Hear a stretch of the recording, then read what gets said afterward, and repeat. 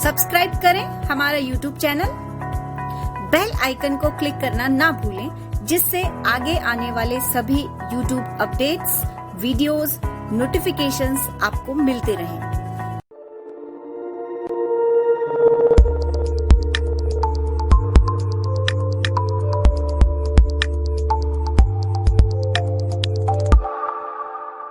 Hello, नमस्कार साथियों, स्वागत है आप सभी का परिष्कार वर्ल्ड में। मैं निर्मल सिंह, इतिहास विभाग से। साथियों, आज हम बात करेंगे प्राचीन भारत के इतिहास की, और आज का हमारा जो टॉपिक होगा वह होगा सिंधु घाटी सभ्यता।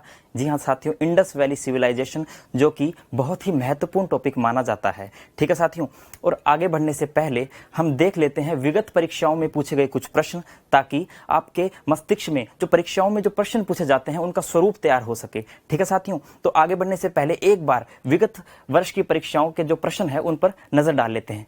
चलिए देखते हैं। जो पहला प्रश्न है वह RSRTS 1995 में पूछा गया है, और प्रश्न क्या है, किस पुरातात्विक स्थल से जुते हुए खेत के साक्ष्य मिले हैं। साथियों, प्रश्न बहुत ही आसान है, आप सभी को मालूम भी होगा इसका आंसर, और अगर आपको नहीं मालूम तो आप देखते रहिए वीडियो के लास्ट में। पूरे जितने भी प्रश्न हैं उन सभी का हम विस्तार से इन पर चर्चा करेंगे। ठीक है साथियों, चलिए नेक्स्ट है, किस हड़प्पा कालीन इमारत को जॉन मार्शल ने विश्व का अद्भुत निर्माण कहा। और यह है RTET सेकंड लेवल 2011 में पूछा गया प्रश्न है। इसमें हम विस्तार से जानेंगे इसके बारे में वीडियो के लास्ट में। नेक्स्ट प्रश्न है, IS प्री 2013 में पूछा गया प्रश्न है, पैमाने की खोज ने यह सिद्ध कर दिया है कि सिंधु घाटी के लोग मापतोल से परिचित थे। यह खोज कहां पर हुई है। जी हां दोस्तों, बहुत से हमारे जो क्वेश्चन है वह पुरावशेषों से संबंधित पूछे जाते हैं। पुरावशेष कहां से, किस प्रकार के पुरावशेष हमें मिले हैं, यह इस प्रकार के बहुत से प्रश्न पूछे जाते हैं। तो यह भी इसे भी हम देखेंगे। चलिए नेक्स्ट प्रश्न है, सर्वप्रथम मानव ने किस धातु का उपयोग किया। तो यह प्रश्न RSRTS प्री 2012 में पूछा गया प्रश्न है।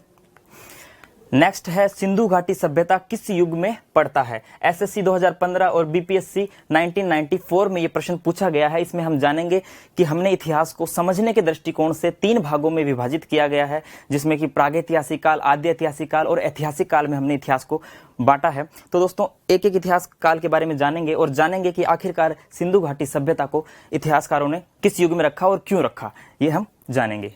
चलिए, IS प्री 2008 में पूछा गया प्रश्न है, किस सिंधु घाटी स्थल से नाम का पट्टी का अभिलेख यानी कि साइन बोर्ड या फिर नेम प्लेट अभिलेख हमें मिला है। यह भी पुरावशेष से संबंधित प्रश्न है कि कौन से स्थल से कौन सा पुरावशेष मिला है, तो इसे भी हम अच्छे से जानेंगे। चलिए दोस्तों, अब शुरू करते हैं हम हमारी हड़प्पा सभ्यता या फिर सिंधु घाटी सभ्यता के टॉपिक को। ठीक है साथियों, और शुरू करने से पहले एक बात मैं आप सभी से कहना चाहता हूं, वो ये है कि बहुत से विद्यार्थियों के दिमाग में इतिहास विषय को लेकर कुछ धारणाएं बनी होती है, जैसे कि इतिहास विषय हमें याद नहीं होता है, या फिर इतिहास थोड़ा बोरिंग विषय है। लेकिन दोस्तों, इतिहास बिल्कुल भी बोरिंग नहीं है। इतिहास यानी अतीत का अध्ययन। और दोस्तों, अतीत किनका, मानव जाति का अतीत, यानी कि हमारा अतीत। और साथियों, हमारा अतीत इतना बोरिंग नहीं हो सकता है, बस जरूरत है थोड़ी सी हमें रुचि पैदा करने की। अगर हम इसमें अच्छे से रुचि लेंगे तो बहुत ही आसानी से हम घटनाओं को घटना से जोड़ पाएंगे और इतिहास हमारी मुट्ठी में होगा। चलिए दोस्तों, तो इसी के साथ हम हमारा आज का यह टॉपिक शुरू करते हैं। थोड़ा सा आप इसमें रुचि दिखाइए। चलिए देखिए, सबसे पहले हम बात करेंगे कि सिंधु घाटी सभ्यता का उत्खनन कहां से माना जाता है, कैसे उत्खनन इसका प्रारंभ हुआ, आखिर ऐसी क्या क्या चीजें हमने देखी। देखिए, तो हड़प्पा सभ्यता का जो उत्खनन का प्रारंभ है, सर्वप्रथम 1826 में चार्ल्स मैसन नामक अंग्रेज अधिकारी ने हड़प्पा के टीलों को सर्वप्रथम देखा। और साथियों, लेकिन हुआ यह है कि इनके समय में किसी भी प्रकार का उत्खनन का कार्य नहीं किया गया था। लेकिन सर्वप्रथम जो हड़प्पा के टीलों की तरफ ध्यान जो गया वह चार्ल्स मैसन नामक अंग्रेज अधिकारी का गया था। ठीक है साथियों, अब बात करते हैं नेक्स्ट अलेक्जेंडर कनिंघम की। तो अलेक्जेंडर कनिंघम को कौन नहीं जानता दोस्तों, भारतीय पुरातत्व के जनक माने जाते हैं Alexander Cunningham, the father of Indian archaeology. तो इनका पुरातत्व में बहुत इनकी रुचि थी, और इन्होंने 2 बार, एक बार 1853 में और एक बार 1873 में, 2 बार सिंधु घाटी सभ्यता का 2 बार इन स्थलों का सर्वेक्षण किया था। लेकिन दोस्तों, ऐसा कहा जाता है कि इन्होंने इस सभ्यता के महत्व को ये नहीं समझ पाए थे। ठीक है, उसके बाद देखिए दोस्तों, कराची से लेकर लाहौर के मध्य रेल लाइन बिछाने का कार्य किया जा रहा था। यह बात है लगभग 1853 से लेकर 1853 से लेकर 1856 के मध्य की यह बात है दोस्तों। और आपको मालूम होगा कि यह जो काल है यह भारत में रेल लाइन निर्माण का काल माना जाता है। भारत में सर्वप्रथम डलहौजी के नेतृत्व में पहली जो रेल है वह 1853 में मुंबई से ठाणे के बीच में शुरू की गई थी। ठीक है साथियों, लगभग 34 किलोमीटर की ये शुरू की गई थी रेल लाइन। और यही जो काल है, इस काल में ही कराची से लेकर लाहौर के बीच में रेल लाइन बिछाने का कार्य किया जा रहा था। और यह कार्य किसके द्वारा किया जा रहा था? तो यह कार्य ब्रंटन ब्रदर्स, साथियों ब्रंटन ब्रदर्स द्वारा यह कार्य किया जा रहा था। ब्रंटन बंधु हम इन्हें बोल सकते हैं, ब्रंटन बंधुओं द्वारा। देखिए, ब्रंटन बंधुओं द्वारा यह कार्य किया जा रहा था, रेल लाइन निर्माण का कार्य। और ये सारा जो काम है ये कौन देख रहा था? अलेक्जेंडर कनिंघम यह काम देख रहे थे। और जब साथियों आपको मालूम होगा कि जब रेल लाइन का निर्माण किया जाता है तो उसमें ईंटों की आवश्यकता होती है। और साथियों ऐसा बताया जाता है कि थोड़ी सी ही खुदाई पर बहुत सी ईंटें निकली, तब जाकर पुरातत्वविदों का ध्यान गया कि जरूर साथियों पृथ्वी के गर्भ में कोई ना कोई सभ्यता छुपी होगी। ठीक है, चलिए आगे देखते हैं फिर क्या हुआ। जॉन मार्शल की बात आती है। 1921 में जॉन मार्शल भारतीय पुरातत्व सर्वेक्षण विभाग के महानिदेशक नियुक्त होते हैं। साथियों देखिए, जॉन मार्शल जो है वह 1902 से लेकर 1928 तक का इनका काल माना जाता है। लेकिन 1921 में इन्होंने सर्वप्रथम किन्हें नियुक्त किया? तो देखिए, दयाराम साहनी जी को हड़प्पा के उत्खनन के लिए इन्होंने नियुक्त किया। ठीक है साथियों, और दयाराम साहनी जी ने 1921 में सर्वप्रथम हड़प्पा स्थल की खोज कर डाली। और हड़प्पा स्थल कहाँ मिला? तो हड़प्पा स्थल पाकिस्तान के मोंटगोमरी नामक प्रांत में, मोंटगोमरी नामक प्रांत में, पाकिस्तान के मोंटगोमरी नामक प्रांत में रावी नदी के तट पर। साथियों हमें नदियों के तटों का भी ध्यान रखना है कि किस नदी के तट पर कौन सी सभ्यता विकसित हुई। अक्सर वन लाइन क्वेश्चन पूछ लिया जाता है कि निम्नलिखित में से कौन सी सभ्यता किस नदी के तट पर विकसित हुई, तो हमें यह भी ध्यान रखना है। तो 1921 में सर्वप्रथम दयाराम साहनी जी के नेतृत्व में रावी नदी के तट पर पाकिस्तान के मोंटगोमरी नामक स्थान से हड़प्पा स्थल की खोज कर ली गई। और साथियों इसी के जस्ट एक साल बाद राखालदास बनर्जी द्वारा मोहनजोदड़ो की खोज कर ली गई 1922 में। और मोहनजोदड़ो की जो खोज है वह सिंधु नदी के तट पर होती है, सिंधु नदी के तट पर की गई थी। और जो ये मोहनजोदड़ो है यह है पाकिस्तान के लरकाना प्रांत में साथियों पड़ता है। ठीक है, चलिए अब आगे बात करते हैं।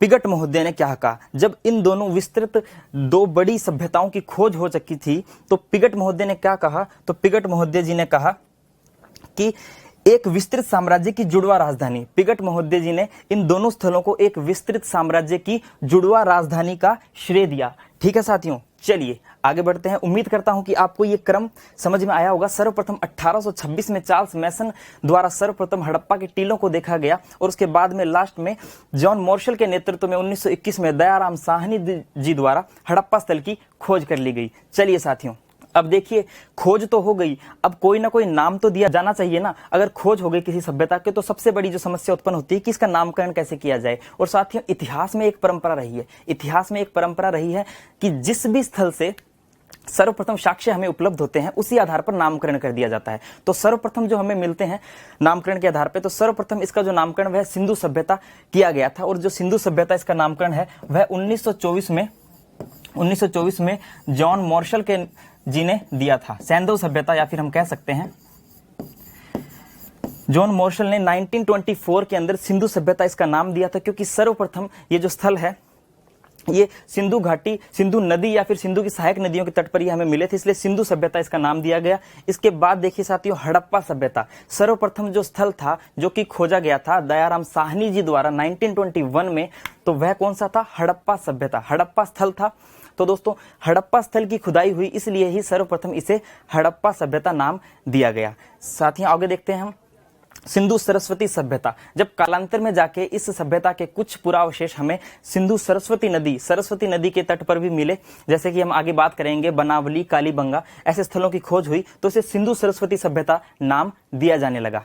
चलिए कांस्य युगीन सभ्यता, देखिए दोस्तों यह जो सभ्यता थी इसे कांस्य युगीन सभ्यता माना जाता है, क्योंकि जो वैसे यहाँ अधिकतर जो वस्तुएं हैं, जो चीजें हैं, वह तो हमें पाषाण निर्मित मिलती है, लेकिन कांसे का उपयोग हमें दिखाता है कि यहाँ के जो लोग हैं वह टेक्नोलॉजी में थोड़े पारंगत थे। देखिए जो कांसा है वह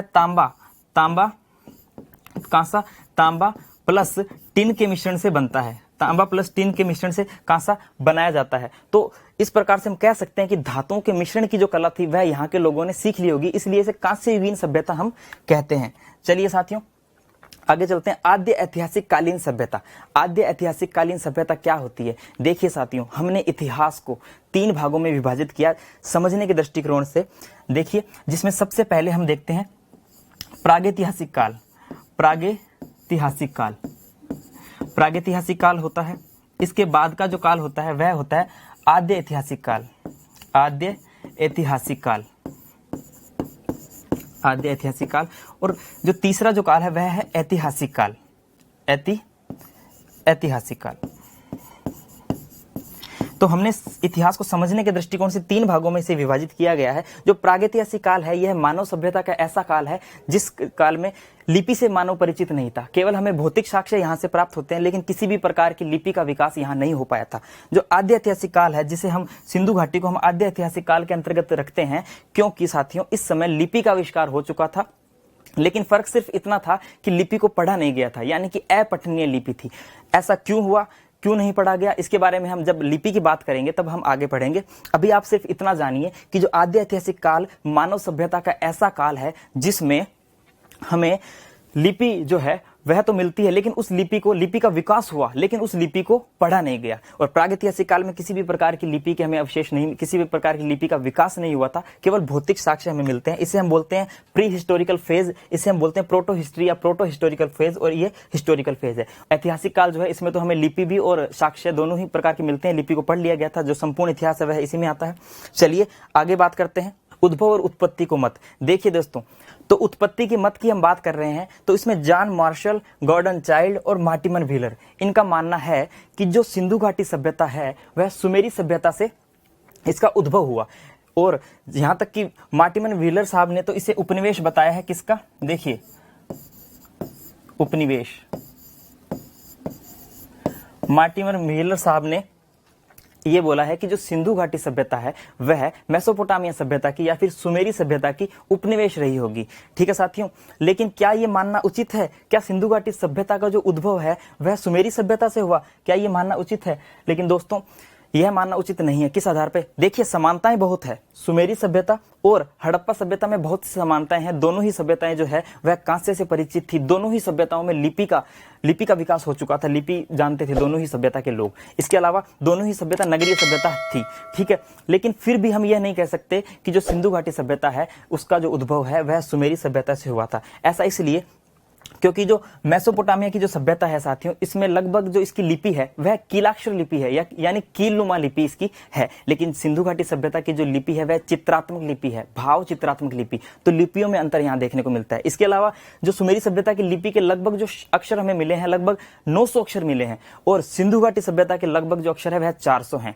इसके अलावा अगर हम बात करें नगरीय सभ्यता की, तो जो सिंधु घाटी सभ्यता के जिस प्रकार सुव्यवस्थित तरीके से जो नगर बसे हुए हैं, वैसे सुव्यवस्थित तरीके से सुमेरी सभ्यता या फिर मेसोपोटामिया सभ्यता के नगर नहीं बसे हुए हैं साथियों।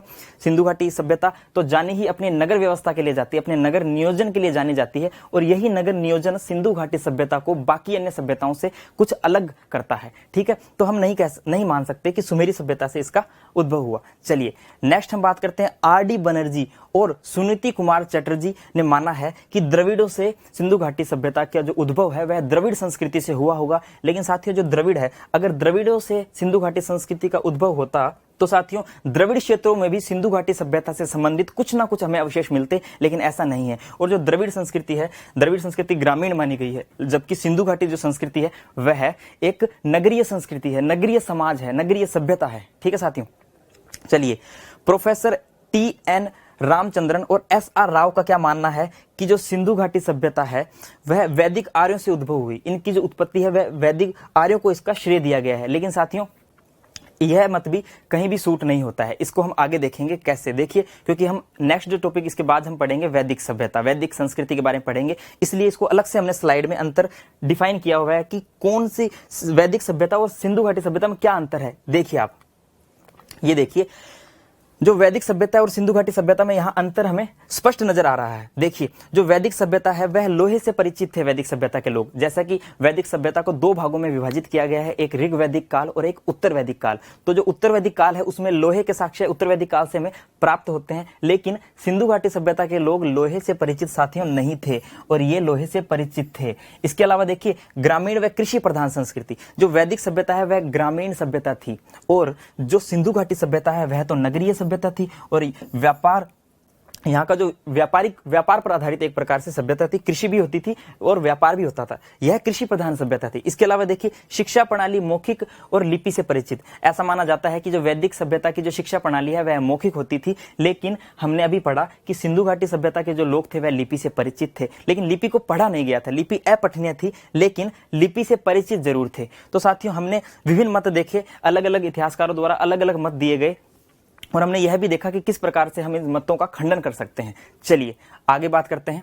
अब कालक्रम की बात करते हैं। जब सिंधु घाटी सभ्यता का नामकरण हो गया, उसके बाद में विभिन्न मत आए, उसके बाद अब कालक्रम को लेकर समस्या उत्पन्न हुई कि इसका क्या कालक्रम होना चाहिए। तो अलग अलग इतिहासकारों ने अलग अलग कालक्रम अपना दिया है, जिसमें सर जॉन मार्शल है वह मानते हैं, सर जॉन मार्शल मानते हैं कि ये जो कालक्रम है ये 3250 ईसा पूर्व से 2750 ईसा पूर्व के बीच में रहा होगा। इसके अलावा डॉक्टर एम व्हीलर जी का मानना है कि 2500 ईसा पूर्व से 1500 ईसा पूर्व के मध्य जो सिंधु घाटी सभ्यता है उसका कालक्रम रहा होगा। इसके बाद में माधव स्वरूप वत्स मानते हैं कि 3500 ईसा पूर्व से लेकर 2700 ईसा पूर्व के बीच में ये कालक्रम रहा होगा। और फेयर सर्विस द्वारा माना गया है कि 2000 ईसा पूर्व से लेकर 1500 ईसा पूर्व के बीच में जो है वह सिंधु घाटी सभ्यता का कालक्रम रहा होगा। लेकिन साथियों, सभी का अलग अलग मत है, हमें इनमें इतना ज्यादा कंफ्यूज नहीं होना है, हमें मोटा मोटा जानना है। जैसे कि जो वैज्ञानिक रूप से जो प्रमाणित है वह है C14 पद्धति, यानी कि कार्बन डेटिंग पद्धति। कार्बन डेटिंग पद्धति के अकॉर्डिंग 2350 ईसा पूर्व से लेकर 1750 ईसा पूर्व के मध्य का जो काल है वह माना गया है सिंधु घाटी सभ्यता का कालक्रम। आपको मैं बता दूं, जो C14 पद्धति है वह विलार्ड फ्रैंक लीवी द्वारा विकसित की गई थी। 1949 में इसे विकसित किया गया था साथियों, विलार्ड फ्रैंक लीवी द्वारा इसे विकसित किया गया था, जो कि अमेरिका USA के थे। और उन्हें 1960 में इस कार्य के लिए नोबेल पुरस्कार से भी सम्मानित किया गया है, रसायन क्षेत्र का नोबेल पुरस्कार। और जो कार्बन 14 जो पद्धति है ये उन्हीं पर लागू होती है जिस वस्तु में कार्बन पाया जाता है, उसी वस्तु पर लागू होती है, जैसे कि लकड़ी जैसे या फिर कोयला, उन्हीं पर यह लागू होती है। ठीक है साथियों, तो हमें जो वैज्ञानिक विधि के रूप से जो माना गया है C14 के अकॉर्डिंग 2350 ईसा पूर्व से 1750 ईसा पूर्व तक, ये याद रखना है। इसके अलावा सभी में मतभेद है, अलग अलग कालक्रम है, इतना ज्यादा इसमें कंफ्यूज नहीं होना है, बस मोटा मोटा हमें देखना है। चलिए आगे बढ़ते हैं। विस्तार, देखिए इस सभ्यता का विस्तार की हम बात करें तो वैसे तो भारत, पाकिस्तान और अफगानिस्तान 3 स्तरों पे इसका विस्तार होता है, लेकिन बहुत से एग्जाम्स में पूछा जाता है कि इस सभ्यता का सबसे उत्तरी बिंदु कौन सा है, सबसे दक्षिणी, सबसे पूर्वी और सबसे पश्चिमी इसका बिंदु कौन सा है। तो आज हम जानेंगे, विद मैप की सहायता से हम जानेंगे। देखिए साथियों, विस्तार की बात करते हैं तो सबसे उत्तरी बिंदु जो है, देखिए मैंने आपको बताया भारत, पाकिस्तान और अफगानिस्तान 3 भागों में जो है इस सभ्यता का विस्तार है। अफगानिस्तान से इस सभ्यता के 2 स्थल हमें मिलते हैं, अफगानिस्तान से 2 स्थल मिलते हैं, जिसमें एक है शर्तुघई, ठीक है साथियों, और एक है मुंडीगाक। ये 2 स्थल हमें मिलते हैं अफगानिस्तान से, जो शर्तुघई है और ये मुंडीगाक। देखिए दोस्तों, शर्तुघई के बारे में हम आगे पढ़ेंगे। ऐसा माना जाता था कि जो कृषि होती थी सिंधु घाटी सभ्यता में वह कुओं के माध्यम से होती थी, लेकिन शर्तुघई अपवाद स्वरूप शर्तुघई में नहरों के साक्ष्य हमें मिलते हैं और एक पूर्ण विकसित जो बस्ती है वह उसके साक्ष्य भी हमें शर्तुघई से मिलते हैं। तो ये 2 स्थल आपको याद रखने हैं जो कि अफगानिस्तान से हमें प्राप्त हुए हैं, और पाकिस्तान से और भारत से खूब स्थल हमें प्राप्त होते हैं, जैसा कि हमने हड़प्पा और मोहनजोदड़ो के बारे में पढ़ा, तो वह भी पाकिस्तान में है। इसके अलावा दोस्तों जान लेते हैं कि इसके सबसे उत्तरी बिंदु कौन सा है। देखिए जो सबसे उत्तरी जो बिंदु है सिंधु घाटी सभ्यता का, जो सबसे उत्तरी स्थल है वह है मांडा, और मांडा है जम्मू कश्मीर में। ये किस नदी के तट पर है दोस्तों? यह है चिनाब नदी के तट पर, यह है चिनाब नदी के तट पर इस स्थल की खोज हुई थी। इसके अलावा यह जो इसके अलावा जो सबसे दक्षिणतम बिंदु हम देखते हैं वह महाराष्ट्र में। यह मांडा जो है यह जम्मू कश्मीर के अखनूर जिले में है और चिनाब नदी के तट पर है। ठीक है साथियों, इसके बाद में दक्षिणतम बिंदु हम देखेंगे दैमाबाद। दैमाबाद या कहीं कहीं आपको दायमाबाद भी मिलेगा, तो कंफ्यूज नहीं होना है, दैमाबाद या दायमाबाद भी आपको कहीं कहीं मिल सकता है। यह महाराष्ट्र के अहमदनगर जिले में हमें मिलता है और यह प्रवरा नदी के तट पर स्थित है। प्रवरा नदी के तट पर यह सभ्यता विकसित हुई। प्रवरा जो कि गोदावरी की सबसे छोटी सहायक नदी मानी जाती है। इसके अलावा आलमगीरपुर, आलमगीरपुर जो है वह यूपी के मेरठ जिले में है और जो आलमगीरपुर है यह हिंडन नदी के तट पर, हिंडन नदी के तट पर विकसित हुई थी।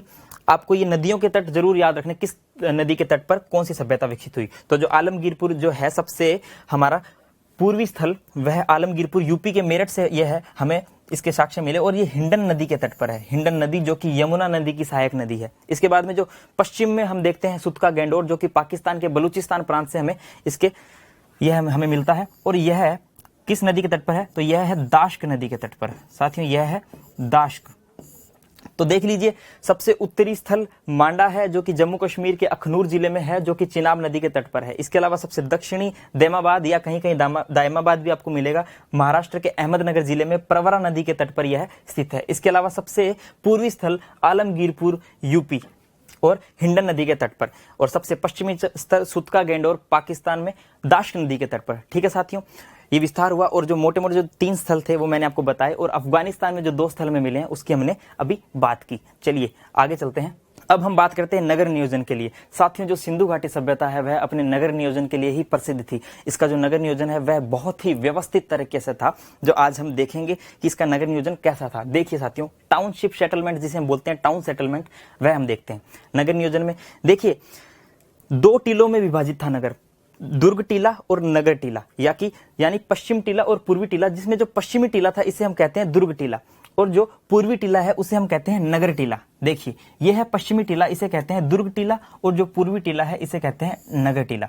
लगभग सभी स्थल ऐसे ही इसी प्रकार से हमें मिलते हैं विभाजित, लेकिन कुछ कुछ अपवाद भी हैं, उन अपवादों की भी हम यहाँ बात करेंगे, लेकिन पहले ये देख लेते हैं। चलिए, जो पश्चिमी टीला है यहाँ पर विशेष अधिकारी लोग रहते थे, जैसे कि यहाँ पुरोहित वर्ग रहता था। यहाँ पुरोहित और यहाँ प्रशासनिक अधिकारी, प्रशासनिक अधिकारी वर्ग। तो जो विशेष दर्जा प्राप्त वर्ग था वह दुर्ग टीले में निवास करता था, जैसे कि पुरोहित वर्ग हो गया या फिर प्रशासनिक जो अधिकारी थे वह। इसके अलावा जो सामान्य वर्ग था जिसके अंदर हम देखते हैं श्रमिक हो गए। इसके अलावा श्रमिक के अलावा यहां पर हो गए व्यापारी, मजदूर। तो ये जो सामान्य वर्ग था यह नगर टीले में निवास करता था। तो हम यहाँ सामाजिक विभाजन देख सकते हैं, दुर्ग टीले में विशेष वर्ग के लोग और सामान्य वर्ग के लोग नगर टीलों में रहते थे। देखिए साथियों, जो दुर्ग टीला होता था वह एक प्राचीर से घिरा होता था। दुर्ग टीले की सुरक्षा जरूरी थी, तो सुरक्षा की जाती थी इसकी। यह एक 4 दीवारी से, या फिर हम इसे कह सकते हैं परकोटे से घिरा होता था। और जो परकोटा है यह परकोटा पक्की ईंटों से निर्मित होता था, परकोटा पक्की ईंटों से निर्मित होता था। ठीक है साथियों, और यह जो दुर्ग क्षेत्र है यह थोड़ा ऊंचाई पर स्थित होता था, ताकि बाढ़ या फिर बाहरी आक्रमण से सुरक्षा इसे मिल सके। और बाकी जो नगर है, अब मैंने जो आपको बताया कि कुछ अपवाद भी हमें मिले हैं, वो अपवाद हम देख लेते हैं। जैसे कि देखिए, कालीबंगा नगर क्षेत्र भी सुरक्षा प्राचीर से घिरा।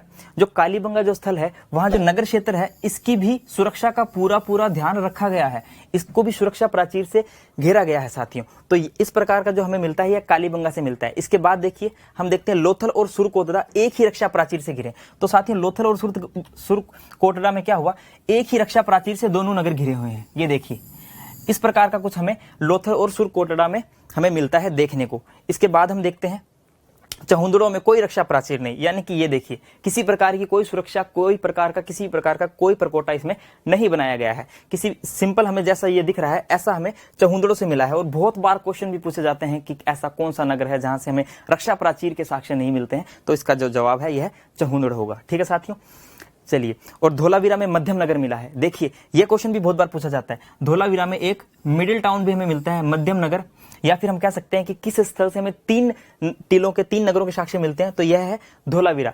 तो इस प्रकार का जो ढांचा है थोड़ा धोलावीरा का, इस प्रकार का एक बीच में भी एक नगर, बीच में भी एक जो टीला है वह हमें यहाँ मिलता है, जिसे मध्यम टीला या फिर मिडिल टाउन हमें इसे बोल सकते हैं। चलिए, तो नगर नियोजन में आपने देखा कि जो नगर थे कैसे किस प्रकार से दो भागों में विभाजित थे और सामाजिक विभाजन के जो हमें यहाँ साक्ष्य इस प्रकार से देखने को मिलते हैं। चलिए, नगर नियोजन की बात में हम आगे देखते हैं। समकोण पर काटती सड़कें, यानी कि दोस्तों जो सड़कें थी वह आपस में समकोण पर काटती थी। कैसे, ये देखिए, इस प्रकार से जो सड़कें थी वह 90 डिग्री का कोण बनाती थी, आपस में समकोण पर सड़कें काटती थी, ऐसे सड़कें होती थी, ये देखिए। और जो पूरा नगर है वह देखिए चेस बोर्ड यानी कि जाल या ग्रिड पद्धति पर आधारित था। चेस बोर्ड की तरह पूरा नगर एकदम सुव्यवस्थित तरीके से बसा हुआ था। साथियों देखिए, आंगन पद्धति पे लगभग जो सारे जो घर हैं वह आंगन पद्धति पर आधारित थे। आज भी हम जब ग्रामीण क्षेत्रों में जाते हैं तो हम देखते हैं कि इस प्रकार से हमें आंगन पद्धति पर घर मिलते हैं। इस तरफ कमरे होते हैं, ये देखिए, इस प्रकार का हम कह सकते हैं आंगन पद्धति पर आधारित। ये देखिए, बीच में आंगन होता है और आंगन और साइड में यहाँ पर कमरे होते हैं। तो आंगन पद्धति पर जो है वह जो नगर है वह जिसमें जो घर है ये सारे आंगन पद्धति पर बसे हुए थे। चलिए, दरवाजे मुख्य सड़क पर ना खुलकर गलियों में खुलते थे। देखिए दोस्तों, जो दरवाजे हैं वह मुख्य सड़कों पर, मुख्य सड़क यानी कि ये जो मुख्य सड़क है, जैसे कि यहाँ एक घर है, यहाँ एक घर है, तो उसका जो दरवाजा है यह यहाँ मुख्य सड़क पर ना खुलकर यहाँ गलियों में खुलते थे साथियों, ताकि सुरक्षा का ध्यान यहाँ रखा गया है। सुरक्षा की दृष्टि से ही ऐसा किया गया होगा, ऐसा माना जाता है। तो यह भी एक बहुत ही अच्छी विशेषता है। इसके बाद देखिए इंग्लिश बॉन्ड पद्धति। इंग्लिश बॉन्ड पद्धति होती है साथियों, ईंटों को सजाने की जो पद्धति होती है उसे इंग्लिश बॉन्ड पद्धति कहते हैं। देखिए, इस प्रकार से जब हम ईंटें सजाते हैं, ये देखिए, हम किसी भी दीवार को बनाते हैं जब इस प्रकार से ईंटें लगाते हैं, ये देखिए आप, ये जो तरीका है ये इंग्लिश बॉन्ड पद्धति कहलाता है। और जो सिंधु घाटी सभ्यता में जो मकान थे वह इंग्लिश बॉन्ड पद्धति पे वहां पे ईंटों का यूज किया गया था। तो दोस्तों देखिए कितने अच्छे तरीके से यहाँ सुव्यवस्थित तरीके से जो नगर नियोजन है वह किया गया है। ठीक है, तो हम कह सकते हैं कि जो सिंधु घाटी सभ्यता के जो नगर थे वह किसी स्मार्ट सिटी से कम नहीं थे। स्मार्ट सिटी का सपना जो आज हम देख रहे हैं वर्तमान में, आज से हजारों वर्ष पहले जो नगर थे वह स्मार्ट सिटी से कम नहीं थे साथियों, बहुत ही अच्छे तरीके से बसे हुए थे। और इस प्रकार अब आगे देखते हैं सामाजिक जीवन। यहाँ के लोगों का सामाजिक जीवन कैसा था, कैसा रहन सहन था, क्या खान पान था, क्या वेशभूषा थी, सब हम देखेंगे।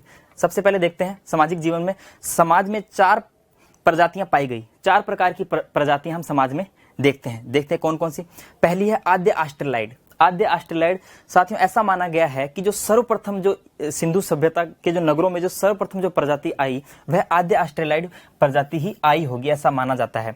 और जैसे कि हम आगे भी बात करेंगे, जब पुरावशेष कहाँ से कौन कौन से पुरावशेष मिले, तो जो मोहनजोदाड़ो से हमें कांस्य से निर्मित एक नर्तकी की मूर्ति मिलती है, उसकी जो पहचान है वह आद्य ऑस्ट्रेलाइड प्रजाति से की गई है। ठीक है साथियों, अब आगे देखते हैं भूमध्य सागरीय प्रजाति। तो यहाँ भूमध्य सागरीय प्रजाति के लोग भी रहते थे। इस प्रकार से आगे देखते हैं मंगोलियन में क्या है साथियों, देखिए भूमध्य सागर में ऐसा माना जाता है कि जो मोहनजोदाड़ो में जो सर्वाधिक जो जनसंख्या थी, मोहनजोदाड़ो में सर्वाधिक जो जनसंख्या थी वह भूमध्य सागरीय प्रजाति की ही रही होगी। ठीक है, मंगोलियन प्रजाति में दोस्तों इनकी क्या विशेषता होती है, इनकी अध खुली आंखें होती है। और जो हमें पुजारी की मूर्ति मिली है मोहनजोदड़ो से, उसकी जो पहचान है वह मंगोलियन प्रजाति से ही की गई है। अभी हम आगे बात करेंगे, इसकी जो पुजारी की जो पहचान है मंगोलियन प्रजाति से की गई है। चलिए, और चौथी है अल्पाइन प्रजाति, जो कि मध्य यूरोप की जो प्रजाति है विशेषतर वो है अल्पाइन। तो इस प्रकार से समाज में 4 प्रकार की प्रजातियां पाई गई थी। और इसका हमें कैसे पता चला, तो जो मोहनजोदाड़ो से जो कंकाल हमें मिले हैं उन कंकालों का बहुत ही गहनता से अध्ययन किया गया और उसी के आधार पर हमें इस प्रजातियों का बारे में हमें ज्ञात होता है। चलिए साथियों, आगे बात करते हैं। सामाजिक जीवन के अंदर ही समाज विद्वान, योद्धा, व्यापारी और श्रमिक वर्ग में बटा हुआ था। जैसा कि अभी मैंने आपको बताया, नगर नियोजन में जब हम पढ़ रहे थे, एक दुर्ग टीला और एक अपने नगर टीले के बारे में बात कर रहे थे, तो हमने बताया था जिसमें जो नगर टीले में थे उसमें श्रमिक, व्यापारी, मजदूर वर्ग रहते थे और दुर्ग टीले में विशेष अधिकारी प्राप्त जो लोग थे वह रहते थे, जैसे पुरोहित और प्रशासनिक अधिकारी। तो दोस्तों इस प्रकार से जो समाज है वह 4 वर्गों में यहाँ विभाजित हम देख रहे हैं, विद्वान में, योद्धा में, व्यापारी में और श्रमिक वर्ग में। और साथियों यहाँ भी हमें सामाजिक विभाजन के साक्ष्य यहाँ हमें देखने को मिलते हैं। सामाजिक विभाजन की जो है यहाँ हमें दिखता है। चलिए, मातृसत्तात्मक समाज। मातृसत्तात्मक समाज दोस्तों, यानी कि यहाँ से हमें जब उत्खनन किया गया तो बहुत ज़्यादा मात्रा में महिलाओं की, स्त्रियों की हमें मृण मूर्तियां प्राप्त होती है, जिससे यह अनुमान लगाया जाता है कि यह जो सभ्यता है यह मातृसत्तात्मक सभ्यता रही होगी। और दोस्तों, कितने गर्व की बात है हमारे भारत के लिए कि जहां आज वर्तमान में महिला सशक्तिकरण के लिए बहुत से प्रयास किए जा रहे हैं, महिला को सशक्त करने के लिए बहुत से प्रयास किए जा रहे हैं, वहीं आज से हजारों वर्ष पहले मातृसत्तात्मक समाज यानी कि आज से हजारों वर्ष पहले महिला बहुत ही अच्छी स्थिति में थी। देखिए, तो गर्व की बात है कि हमारी प्राचीन सभ्यता में महिलाओं का कितना सम्मान होता था, और ये बयां करते हैं यहां से प्राप्त साक्ष्य। चलिए, खान पान। अब साथियों, हम बात करते हैं कि यहाँ के लोगों का खान पान कैसा रहा होगा। तो यहाँ के लोग भी वर्तमान के लोगों की तरह ही शाकाहारी भी होते थे, शाकाहारी और मांसाहारी, दोनों ही प्रकार के हमें यहाँ जो भोजन की परंपरा है इसमें शाकाहारी और मांसाहारी दोनों ही प्रकार का खान पान यहाँ के लोगों का रहता है। देखिए, शाकाहारी में तो हमें यहाँ पे गेहूं के, जौ के साक्ष्य मिलते हैं, बनावली से हमें शुद्ध सरसों के ढेर के साक्ष्य मिलते हैं, और जुते हुए खेत हमें मिलते हैं कालीबंगा से। तो उनके आधार पर हम कह सकते हैं कि यहाँ के लोग शाकाहारी होंगे। इसी प्रकार मांसाहारी की जब हम बात करें तो बहुत से स्थानों से पशुओं की, बतख की, भेड़ बकरियों की अधजली हड्डियां हमें प्राप्त होती है, और उन हड्डियों के से हमें पता चलता है कि जो यहाँ के लोग हैं मीट को पकाकर खाने की परंपरा रही होगी, मांस को पकाकर खाने की परंपरा रही होगी, तो इसे हम मांसाहारी भी मानते हैं। तो यहाँ के जो लोग हैं वह शाकाहारी और मांसाहारी दोनों ही प्रकार का भोजन करते रहे होंगे। चलिए आगे देखते हैं वेशभूषा। अब यहाँ के लोगों की वेशभूषा कैसी थी? तो दोस्तों, वेशभूषा में अगर हम वस्त्रों की बात करें तो वस्त्रों में देखिए साथियों, सूती और ऊनी, सूती व ऊनी दोनों ही प्रकार के वस्त्र यहाँ पहने जाते थे। ठीक है, सूती और ऊनी दोनों ही प्रकार के वस्त्र पहने जाते थे। सिंपल और डिजाइनदार वस्त्रों को भी पहना जाता था, इसके साक्ष्य हमें मिले हैं, हमें अभी आगे बात करेंगे। और बहुत से स्थानों से सुइयों के भी साक्ष्य मिले हैं। सुई से यह पता चलता है कि जो वस्त्रों की सिलाई करने का भी यहाँ प्रचलन रहा होगा। तो वेशभूषा में यह। इसके अलावा जब अगर हम आभूषणों की बात करें, आभूषण की, ये वस्त्रों की बात हुई यहाँ। तो अगर हम आभूषण की बात करें तो यहाँ की महिलाएं और पुरुष दोनों ही आभूषण का यूज करते थे। हड़प्पा से हमें एक सोने के मनकों का 6 लड़ी वाला एक हार मिला है, तो उसके आधार पर हम कह सकते हैं कि यहाँ की जो महिलाएं हैं वह श्रृंगार करती होगी। इसके अलावा चहुंदरों से लिपस्टिक के साक्ष्य मिलते हैं, जो भी हमें श्रृंगार के हमें साक्ष्य के बारे में बताते हैं। आभूषणों के अंदर मैंने बताया। और दोस्तों, नौसारो एक स्थान है, वहां से हमें सिंदूर के साक्ष्य मिलते हैं। नौसारो से हमें सिंदूर के साक्ष्य मिलते हैं, जिससे यह परंपरा हमें यहां से पता लगा कि महिलाओं में सिंदूर भरने की भी परंपरा रही होगी, जो कि वर्तमान में भी है। तो साथियों, आभूषण भी महिलाएं पहनती थी, जैसे कि साक्ष्य मिले हैं। सूती वस्त्र, ऊनी वस्त्रों का प्रयोग होता था। इसके अलावा सिंदूर महिलाएं भरती थी। महिलाएं करघनी, चूड़ा, शंख की चूड़ियों के साक्ष्य हमें मिलते हैं। चूड़ियां भी पहनती थी। हर प्रकार का जो श्रृंगार है वह महिलाएं करती थी। तो हम कह सकते हैं कि जो सिंधु घाटी सभ्यता की जो महिलाएं हैं वह सजने संवरने में वर्तमान की महिलाओं से किसी भी दृष्टिकोण से कम नहीं थी। हर प्रकार के जो सजना संवरना है वह यहाँ की महिलाएं करती थी। ठीक है साथियों, चलिए, पुरुषों में भी दाढ़ी रखने का प्रचलन था, महिलाओं में जूड़ा रखने का प्रचलन था। अभी बताऊंगा, इसके साक्ष्य हम आगे देखेंगे। चलिए, मनोरंजन के लिए जैसे कि धोलावीरा से कुछ स्टेडियम हमें प्राप्त होते हैं। तो ऐसा माना गया है कि कुछ सेरेमनी वगैरह, कुछ सामूहिक रूप से कोई मनोरंजन के लिए यह स्टेडियम बनाए गए होंगे। इसके अलावा चेस बोर्ड के साक्ष्य हमें मिलते हैं लोथल से। सारी बात करेंगे, चेस बोर्ड के साक्ष्य मिलते हैं लोथल से, तो वह भी हमें मनोरंजन के साक्ष्यों के बारे में हमें बताता है। जो चेस बोर्ड है, शतरंज की गोटियां हमें मिलती है, तो ये सब बताते हैं कि मनोरंजन के लिए ये ऐसे खेलों को खेला करते होंगे यहाँ के लोग। चलिए, अंत्येष्टि संस्कार की बात करते हैं, यानी कि दाह संस्कार की बात करें तो सिंधु घाटी सभ्यता में तीनों प्रकार के जो है संस्कार किए जाते थे मृत्यु के बाद। देखिए, इसके अंदर एक तो होता था पूर्ण शवाधान,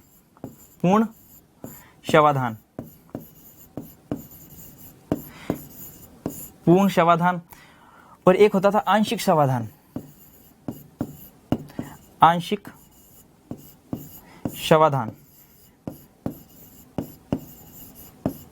इसके अलावा एक था दाह संस्कार। ये 3 प्रकार के दाह संस्कार, ये तीनों प्रकार के जो अंत्येष्टि संस्कार है यहाँ पाए गए हैं। पूर्ण शवाधान में तो पूरी जो शव है, पूरे शव को दोस्तों दफना दिया जाता था। आंशिक शवाधान में शव को थोड़ा खुला छोड़ दिया जाता था, उसके बाद में उसकी हड्डियों को एकत्रित करके दफनाया जाता था। और जो दाह संस्कार में है उसमें शव को जला दिया जाता था साथियों। ठीक है, इसके अलावा एक कलश शवाधान के भी साक्ष्य हमें मिलते हैं। कलश शवाधान के साक्ष्य मोहनजोदड़ो और सुरकोटड़ा से कलश शवाधान के साक्ष्य भी मिलते हैं। इस कलश शवाधान में क्या होता था, जो राख होती थी जलाने के बाद, जो राख होती थी और जो हड्डियां होती थी, उन्हें एक कलश में डाल के दफना दिया जाता था। इस प्रकार का जो कलश शवादन होता था। लेकिन दोस्तों कलश शवादन में किसी भी प्रकार के जो मानव की अस्थियां नहीं मिली है, और इसी वजह से पिगट महोदय और व्हीलर महोदय ने इस कलश शवाधान को शोकपीठ की संज्ञा दी है। ठीक है साथियों। इसके अलावा जो शव होता था, उस नॉर्मली जो शव होता था वह उसका सर उत्तर दिशा में और जो पांव होते थे उसके वह दक्षिण दिशा में रखे जाते थे। लेकिन अपवाद भी है, जैसे अपवाद हम देख लेते हैं।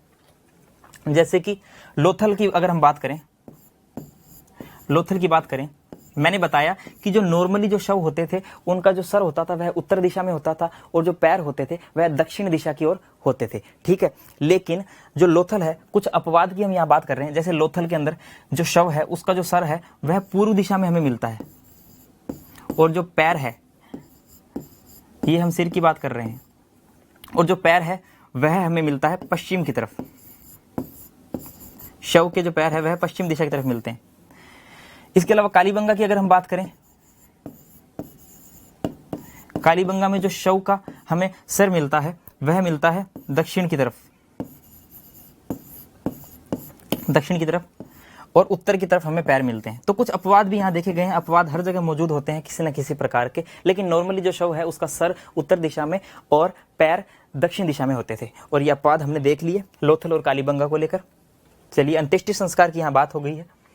अब हम बात करेंगे आर्थिक क्रियाकलाप की। यहाँ के जो लोग थे वह व्यापार करते थे, अपने राष्ट्रीय व्यापार भी यहाँ होता था और अंतर्राष्ट्रीय व्यापार भी होता था हर प्रकार से। तो आर्थिक क्रियाकलाप में क्या क्या गतिविधियां यहाँ के लोगों द्वारा की जाती थी उसके बारे में हम यहाँ देखेंगे। चलिए देखिए, सामूहिक संगठित कृषि, यानी कि यहाँ के जो लोग हैं वह सामूहिक कृषि करते थे। अधिशेष उत्पादन होता था यहाँ। अधिशेष यानी कि अतिरिक्त उत्पादन, एक्स्ट्रा उत्पादन। जैसे कि हम देखते हैं कि हमें हड़प्पा से, मोहनजोदाड़ो से अन्नागार यानी कि गोडाउन्स के साक्ष्य मिले हैं। तो अन्नागार स्पेशली जो अधिशेष उत्पादन होता था वहां जो अनाज रखने के ही काम आता था। और ऐसा भी माना जाता है कि जब सूखे जैसी जो स्थिति जब कभी पैदा हो जाती थी तो अधिशेष उत्पादन द्वारा जो उत्पादित किया गया जो अनाज है वह काम आता था सूखे की स्थिति में। तो दोस्तों अधिशेष उत्पादन यहाँ होता था, इसे हम बोल सकते हैं सरप्लस प्रोडक्शन। ठीक है। प्रमुख फसलें यहाँ की थी गेहूं, जौ, कपास, चावल और मटर। ये यहाँ की प्रमुख फसलें थी जिनका उत्पादन किया जाता था। व्यापार जल व थल दोनों मार्गों से होता था। लोथल से गोदीवाड़ा प्राप्त हुआ। देखिए दोस्तों, जो व्यापार है वह जलीय मार्ग और स्थलीय मार्ग दोनों से ही किया जाता था। और जो लोथल है वहां से हमें गोदीवाड़ा प्राप्त होता है, जो कि हमें बताता है कि यहाँ से जलीय व्यापार होता था और वह भी अंतर्राष्ट्रीय स्तर पर होता था। जैसे कि देखिए, एक बंदरगाह है उर बंदरगाह, इसका आप नाम याद रखिएगा, उर बंदरगाह। यह बंदरगाह कहाँ है? मेसोपोटामिया, मेसोपोटामिया में। तो देखिए, ये उर बंदरगाह जो है, इस बंदरगाह से सर्वाधिक व्यापार होता था। सिंधु घाटी सभ्यता के जो लोग हैं वह सर्वाधिक व्यापार करते थे उर बंदरगाह से, और उर बंदरगाह को ही मेसोपोटामिया सभ्यता में जो व्यापार के लिए जो प्रवेश द्वार है वह माना जाता था। सर्वाधिक व्यापार इस बंदरगाह से होता था। तो यह अंतर्राष्ट्रीय व्यापार के हमें साक्ष्य मिलते हैं। चलिए आगे हम बात करते हैं राष्ट्रीय व अंतर्राष्ट्रीय व्यापार, जिसकी हमने अभी बात की कि उर बंदरगाह हमें मिला है। मेसोपोटामिया से हमारे व्यापारिक संबंध बहुत अच्छे होते थे इस समय, और लोथल से व्यापार होता था जिसकी हमने अभी बात की। चलिए, विकसित सीप उद्योग, चहुंदड़ो व लोथल से मनका बनाने का कारखाना। देखिए दोस्तों, यहाँ सीप उद्योग भी होता था। सीप एक समुद्री जीव है जिससे हमें मोती प्राप्त होते हैं। सीप से हमें मोती प्राप्त होते हैं, तो मोतियों का भी व्यापार होता था। और चहुंदड़ो व लोथल से हमें मनका बनाने का कारखाना मिला है, जो कि यह बताता है कि यहाँ का जो सीप उद्योग है वह बहुत ही विकसित उद्योग रहा होगा। ठीक है साथियों, तो आर्थिक गतिविधियों के अंदर हमने ये देखा। इसके अलावा देखिए, मेसोपोटामिया के जो सम्राट है, देखिए हमें अंतर्राष्ट्रीय व्यापार के साक्ष्य कहां से प्राप्त होते हैं, तो उसका भी एक प्रमाण हमारे पास है। वह है मेसोपोटामिया के जो सम्राट, उनका एक अभिलेख है सारगोन का अभिलेख। सारगोन के अभिलेख से हमें हड़प्पाई व्यापार के प्रमाण मिलते हैं। देखिए दोस्तों, जो सारगोन का अभिलेख है वहां पर 3 स्थलों के नाम मिलते हैं, जिसमें जो मेलुआ स्थल है, मेलुआ स्थल का मतलब है हड़प्पा स्थल से लिया गया है। इसके अलावा हमें वहां दिलमुन शब्द मिलता है, एक मगन शब्द मिलता है और एक शब्द मिलता है मेलुहा। और मेलुहा जो शब्द है वह हड़प्पा स्थल से, इसको हम हड़प्पा स्थल मानते हैं। तो दोस्तों, इस जो अभिलेख में है, सारगोन के अभिलेख में यह कहा गया है, यह बताया गया है कि दिलमुन, मगन और मेलुहा से हमारे यहाँ व्यापार होता था, जो कि प्रमाण है हड़प्पा वासियों का अंतर्राष्ट्रीय व्यापार को लेकर। ठीक है साथियों, तो ये हमें सारगोन का अभिलेख हमें याद रखना है। इस अभिलेख से हमें साक्ष्य मिलते हैं अंतर्राष्ट्रीय व्यापार के। ठीक है, चलिए अब हम बात करते हैं आयातित वस्तुओं की। हम क्या क्या वस्तुएं दूसरे जगहों से, राष्ट्रीय या फिर अंतर्राष्ट्रीय जगहों से हम आयात करते थे। देखिए, तो जिसमें सोना, सोना हम आयात करते थे साथियों दक्षिण भारत में आपको पता है कर्नाटक में सर्वाधिक सोना होता है, कोलार गोल्ड फील्ड्स अगर आपने नाम सुना होगा, तो दक्षिण भारत से सोना ये आयातित करते थे। इसके अलावा ईरान और अफगानिस्तान से सोना आयातित किया जाता था। अगर तांबे की बात करें तो खेतड़ी, जैसे कि राजस्थान में खेतड़ी, झुंझुनू जिले में खेतड़ी है, आप सभी जानते हैं, तांबे के लिए बहुत ज्यादा प्रसिद्ध माना जाता है, तो खेतड़ी से और बलूचिस्तान से। टिन की बात करें तो ईरान से और अफगानिस्तान से। शीशे की बात करें तो राजस्थान से, राजस्थान में भी अजमेर से स्पेशली शीशे का आयात किया जाता था, दक्षिण भारत से और ईरान से। तो ये इन स्थलों से इन वस्तुओं का आयात करते थे। चलिए आगे देखते हैं। आगे और भी कुछ वस्तुएं हैं, जैसे कि सेलखड़ी। सेलखड़ी का ईरान से आयात होता था। सेलखड़ी जो है साथियों एक मुलायम पत्थर होता है, मुलायम पत्थर, जैसे कि ज्यादातर जो यहाँ की मुहरें हैं हमें मिलती है वह सेलखड़ी से निर्मित होती है। तो सेलखड़ी जो है एक मुलायम पत्थर है जिसका ईरान से आयात किया जाता था। शिलाजीत हिमालय की पहाड़ियों से प्राप्त होता था और शिलाजीत भी आयात किया जाता था। शिलाजीत आयुर्वेदिक चिकित्सा में यह काम में लिया जाता है, तो हम मान सकते हैं कि जो आयुर्वेदिक चिकित्सा है वह भी इस समय में रही होगी, शिलाजीत का यूज किया गया है। लाजवर्द मणि बदख्शां से और कीमती पत्थर राजस्थान और बलूचिस्तान से। तो इस प्रकार से हम देखते हैं कि इनका जो राष्ट्रीय और अंतर्राष्ट्रीय व्यापार है वह बहुत ही विस्तृत रहा होगा, ठीक है। और इन वस्तुओं को हमने देखा जो दूसरे देशों से ये आयात करते थे। चलिए आगे बात करते हैं राजनीतिक संगठन के बारे में, कि इतने बड़ा नगर है, इतना सुव्यवस्थित तरीके से जो नगर बसा हुआ है, तो उसका राजनीतिक संगठन कैसा रहा होगा। तो साथियों यहाँ पर किसी भी प्रकार के जो राजनीतिक संगठन का जो प्रमाण है वह नहीं मिलता है। किसी भी प्रकार के राजनीतिक संगठन का प्रमाण हमें सिंधु घाटी सभ्यता से नहीं मिलता, लेकिन इतनी बड़ी सभ्यता को अगर इतने सुव्यवस्थित तरीके से बसी हुई है तो कोई ना कोई राजनीतिक संगठन तो रहा ही होगा। तो ऐसा अनुमान लगाया जाता है कि अभी हमने पहले बात की थी दुर्ग टीले की और नगर टीले की। जो दुर्ग टीला था, यानी जिसमें प्रशासनिक अधिकारी, विशेष वर्ग के दर्जे के अधिकारी रहते थे, तो उन्हीं के द्वारा जो है यह संगठन, राजनीतिक गतिविधियां यह की जाती होगी। तो ऐसा अनुमान लगाया जाता है कि दुर्ग टीले के जो लोग थे वही प्रशासनिक तंत्र के अधिकारी रहे होंगे। चलिए आगे बात करते हैं। वही बात जो मैंने अभी आपको बताई, संभवतः पुरोहित राजा द्वारा ही प्रशासनिक कार्य किए जाते रहे होंगे, जो कि अभी मैंने आपसे बताई है। चलिए धार्मिक मान्यताओं की बात कर लेते हैं। राजनीतिक संगठन में केवल इतना ही है, इसके कोई हमें स्पष्ट प्रमाण नहीं मिलते हैं, ठीक है। ऐसा माना जाता है कि यहाँ पे व्यापार वाणिज्य करने वाले लोगों का अधिक प्रभुत्व रहा होगा, ठीक है।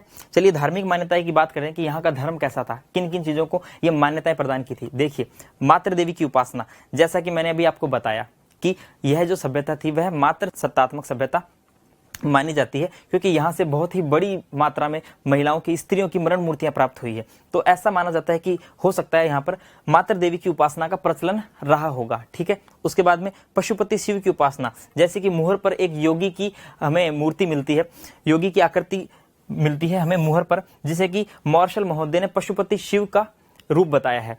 तो ऐसा माना जाता है कि पशुपति शिव की भी यहाँ पूजा का प्रचलन रहा होगा। वृक्ष पूजा, इसके अलावा पशु पूजा, जल पूजा, प्रतीक पूजा, इसके अलावा नाग पूजा, इसके अलावा देखिए दोस्तों नाग पूजा भी होती थी, नाग पूजा, इसके अलावा लिंग पूजा, देखिए वृक्ष पूजा, हमें पीपल के पत्तों के, जैसे मोहरों पर पीपल के पत्तों के साक्ष्य मिलते हैं, तो ऐसा पता चलता है कि वृक्ष पूजा का प्रचलन रहा होगा। पशुओं के साक्ष्य मिलने के कारण हम देखते हैं, जैसे कि एक श्रृंगी बैल के, खूबड़ वाले सांड के हमें साक्ष्य मिलते हैं मोहरों पर, तो उससे हम पता लगा सकते हैं कि पशु पूजा का भी प्रचलन रहा होगा। जल पूजा की बात हम करते हैं, जैसे कि अभी हम आगे बात करेंगे, मोहनजोदाड़ो से विशाल स्नानागार मिला है, तो उसके बारे में बात करेंगे कि जल पूजा के यहाँ साक्ष्य कैसे मिले। प्रतीक पूजा भी होती थी, जैसे कि स्वास्तिक चिन्ह जो हम बात करते हैं, स्वास्तिक चिन्ह, ऐसा जो चिन्ह होता है, कुछ ऐसे प्रतीक हमें मिलते हैं जिससे यह अनुमान लगाया जाता है कि यहाँ के लोग प्रतीक पूजा भी करते होंगे, नाग पूजा, लिंग पूजा, ठीक है। तो इस प्रकार से हम देखते हैं कि धार्मिक गतिविधियों में हर प्रकार से यहाँ के लोग पूजा पाठ करते थे, लेकिन मंदिर के साक्ष्य यहाँ नहीं मिले। अगर आपसे पूछ लिया जाए कि किसके साक्ष्य नहीं मिले, तो यहाँ किसी भी प्रकार के मंदिर के जो साक्ष्य हैं वह हमें नहीं मिले हैं साथियों, ठीक है। चलिए तो ये बात आप याद रखिएगा कि मंदिर के साक्ष्य में नहीं मिले, अदरवाइज वृक्ष पूजा, पशु पूजा, जल पूजा, ये सारा यहाँ पर प्रचलन रहा होगा।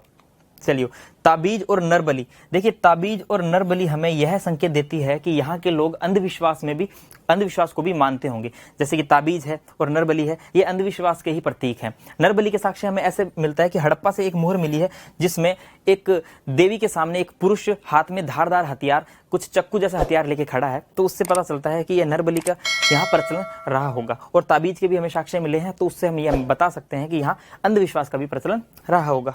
चलिए साथियों आगे हम बात करते हैं लिपि और मुहरों की, जैसे कि मैंने अभी बताया कि लिपि के बारे में बात करते हैं, तो इसकी जो लिपि है वह कैसी थी, देखिए इसकी लिपि थी भाव चित्रात्मक, ब्रुष्टोफेदन, यानी हम कह सकते हैं पिक्टोग्राफी लिपि जो होती है, भाव चित्रात्मक लिपि, यानी कि अपने भावों के माध्यम से ही, अपने भावों के माध्यम से समझाना, भावों के माध्यम से या फिर चित्रों के माध्यम से कुछ समझाने का जो तरीका होता है उसे ही भाव चित्रात्मक लिपि हम कहते हैं।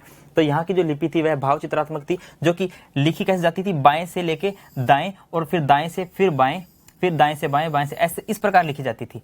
तो इसे इस प्रकार लिखे जाने के कारण गोमूत्र लिपि भी कह सकते हैं हम, गोमूत्र लिपि, इसे हम गोमूत्र लिपि भी कह सकते हैं। ब्रुष्टोफेदन इसकी शैली थी और भाव चित्रात्मक हम इसे मानते हैं और इसे अभी तक पढ़ा नहीं गया है, यह अपठनीय लिपि है। ठीक है साथियों, चलिए मुहरें आयताकार व वर्गाकार सेलखड़ी, जो मुहरें होती थी वह सर्वाधिक सेलखड़ी द्वारा निर्मित होती थी। सेलखड़ी एक पत्थर जिसकी मैंने अभी आपके सामने बात की, जो कि मुलायम पत्थर होता था, उसके द्वारा जो मुहरों का है वह मुहरें बनाई जाती थी। और मुहरें जो है वह वर्गाकार भी होती थी और आयताकार भी होती थी। और जो आयताकार मुहरें हैं उन पर केवल हमें लिपि के ही साक्ष्य मिलते हैं, कुछ लिखा हुआ हमें मिलता है, लेकिन जो वर्गाकार मुहरें इस पर हमें कुछ चित्र भी मिलते हैं, कुछ चित्रों का अंकन मिलता है, इसके साथ साथ हमें कुछ लिपि भी मिलती है। तो इस प्रकार से आयताकार और वर्गाकार जो मुहरें हैं वह हमें यहाँ से प्राप्त होती है। और जो यहाँ के जो नगर है वह भी वर्गाकार या आयताकार रूप में ही बसे हुए थे, तो ये भी आप याद रखना। आग में पक्की मिट्टी की मूर्तियां, टेराकोटा, जी हाँ दोस्तों, आग में पकी हुई मिट्टियों के हमें साक्ष्य यहाँ मिलते हैं, तो जो कि टेराकोटा कला कहलाती है। और राजस्थान में भी आपको अगर मालूम हो तो जो मोलेला गांव है, राजसमंद का जो मोलेला गांव है वह भी टेराकोटा के लिए विश्व प्रसिद्ध माना जाता है। तो आग में पकी मिट्टी यहाँ रही होगी, यह भी यहाँ की जो तकनीक है, यहाँ की शिल्प कला है उसको ही प्रदर्शित करता है। चलिए आगे बात करते हैं।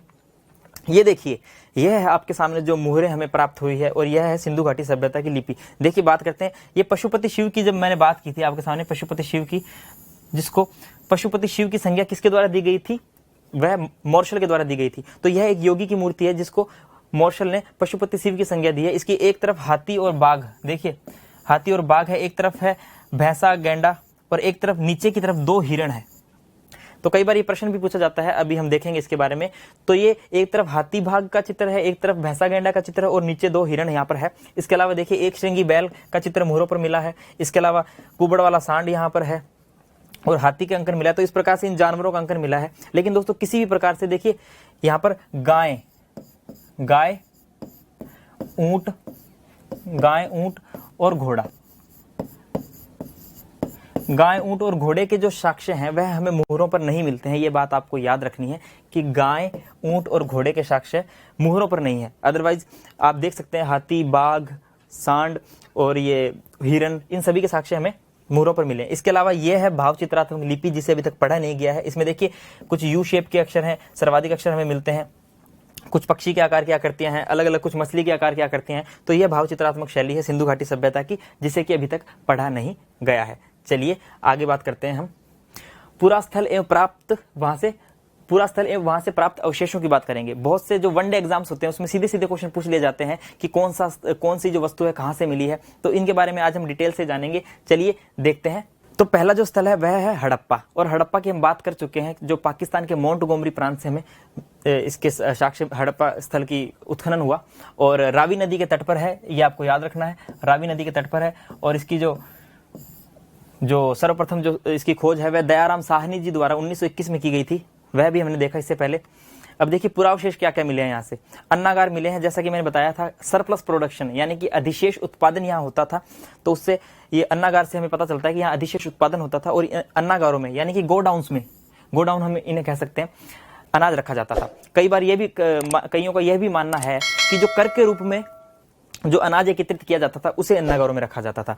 जो भी मानना हो, लेकिन ये बात तो सिद्ध है कि यहाँ पर जो उत्पादन है वह ज्यादा होता था, इस वजह से अन्नागारों के निर्माण की जरूरत पड़ी होगी। ठीक है, चलिए श्रमिक आवास भी यहाँ मिले हैं। इसके अलावा देखिए स्वास्तिक चिन्ह, जो मैंने अभी आपको बताया था, प्रतीक पूजा की बात जब मैंने की थी तो स्वास्तिक के चिन्ह की बात मैंने की थी, तो स्वास्तिक के चिन्ह के यहाँ प्रतीक मिलते हैं।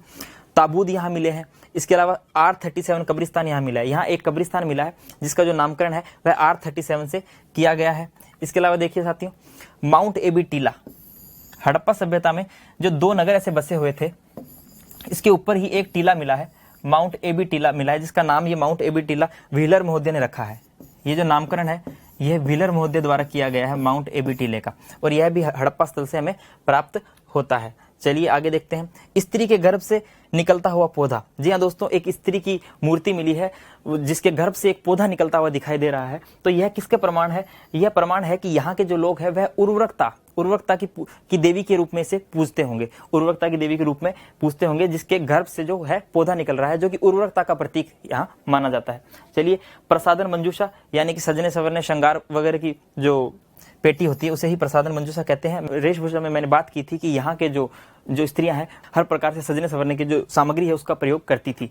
ठीक है, गेहूं के साक्ष्य मिलते हैं हमें, गेहूं जौ के साक्ष्य मिलते हैं। जैसे हमने बात की शाकाहारी, यहाँ के लोग शाकाहारी और मांसाहारी दोनों प्रकार के थे, तो गेहूं और जौ के साक्ष्य हमें यहाँ से प्राप्त होते हैं। चलिए आगे, मछुआरे का चित्र भी हमें यहाँ से मिलता है। तो देखिए, ये जो पुरावशेष है हमें हड़प्पा स्थल से मिलते हैं। इसके बाद ये जो सारे पुरावशेष है ये हमें हड़प्पा स्थल से मिलते हैं। एक बार देख लेते हैं। अन्नागार, श्रमिक आवास, स्वास्तिका चिन्ह, ताबूत, R37 कब्रिस्तान, नटराज की मूर्ति मिलती है यहाँ से। इसके अलावा माउंट एबी टीला, स्त्री के गर्भ से निकलता हुआ पौधा, प्रसादन मंजूषा, गेहूं जौ के साक्ष्य और मछुआरे का चित्र, ये सारे जो चीज है हमें हड़प्पा स्थल से मिलती है। इसके बाद में आगे हम बात करते हैं मोहनजोदड़ो की। देखिए, मोहनजोदड़ो को मर्तकों का टीला भी कहा जाता है, मर्तकों का टीला भी यहाँ इसे कहा जाता है, जो कि सिंधु नदी के तट पर हमें मोहनजोदड़ो की उत्खनन हुआ और मोहनजोदड़ो जो है वह पाकिस्तान के लरकाना प्रांत से हमें प्राप्त हुआ। चलिए आगे प्राप्त करते हैं मोहनजोदड़ो से पुरावशेष क्या क्या हमें मिले हैं, जिसमें देखते हैं कांस्य की नर्तकी की मूर्ति। कांस्य की नर्तकी की मूर्ति, जैसा कि मैंने बताया, कांस्य युगीन सभ्यता इसे कहा गया है, और यहाँ कांस्य निर्मित नर्तकी की मूर्ति हमें मिलती है, जिसकी की पहचान अभी मैंने आपको बताया था, जिसकी पहचान की गई है आद्य एस्ट्रेलाइड प्रजाति से। आगे हम देखेंगे, इसका भी चित्र है हमारे पास। आगे देखेंगे वृहद स्नानागार। देखिए दोस्तों, वृहद स्नानागार हमें मिलता है मोहनजोदड़ो से। जो वृहद स्नानागार है इसे जॉन मार्शल ने क्या बोला है वृहद स्नानागार को? तो एक आश्चर्यजनक इमारत की संज्ञा दी है। आश्चर्यजनक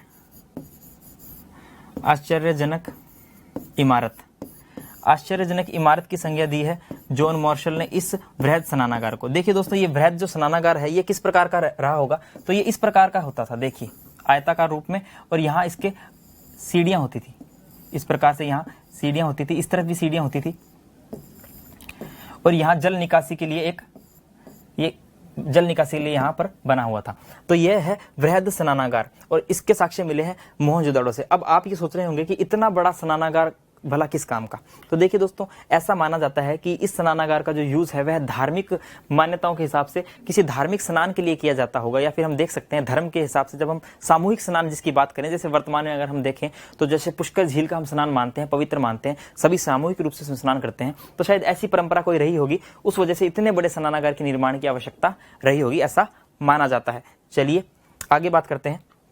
वृहद अन्नागार भी मिले हैं, जो कि मोहनजोदड़ो की सबसे बड़ी इमारत मानी जाती है। सबसे जो बड़ी इमारत है मोहनजोदड़ो की सबसे बड़ी इमारत वृहद अन्नागार मानी जाती है। ठीक है साथियों, और अन्नागार की बात हम पहले भी कर चुके हैं, हड़प्पा से भी प्राप्त हुए हैं, लेकिन यहाँ से जो सबसे बड़े अन्नागारों के साक्ष्य हमें मिलते हैं। चलिए आगे बात करते हैं। पशुपति शिव की मुहर, जैसा कि इससे पहले हम मुहर देख चुके हैं पशुपति शिव की, जिसके एक तरफ गैंडा भैंसा और एक तरफ बाघ और हाथी और नीचे दो हिरण के हम देखते हैं मुहर पर। तो उसी पशुपति शिव की मुहर की यहाँ बात हो रही है। योगी की मूर्ति जिसे ही जॉन मार्शल ने पशुपति शिव की संज्ञा दी है। पुरोहित आवास, पुरोहितों के रहने से संबंधित आवास यहाँ मिले। इसके अलावा पुजारी का सिर मिला है यहाँ, पुजारी का सिर यहाँ से मोहनजोदड़ो से प्राप्त होता है।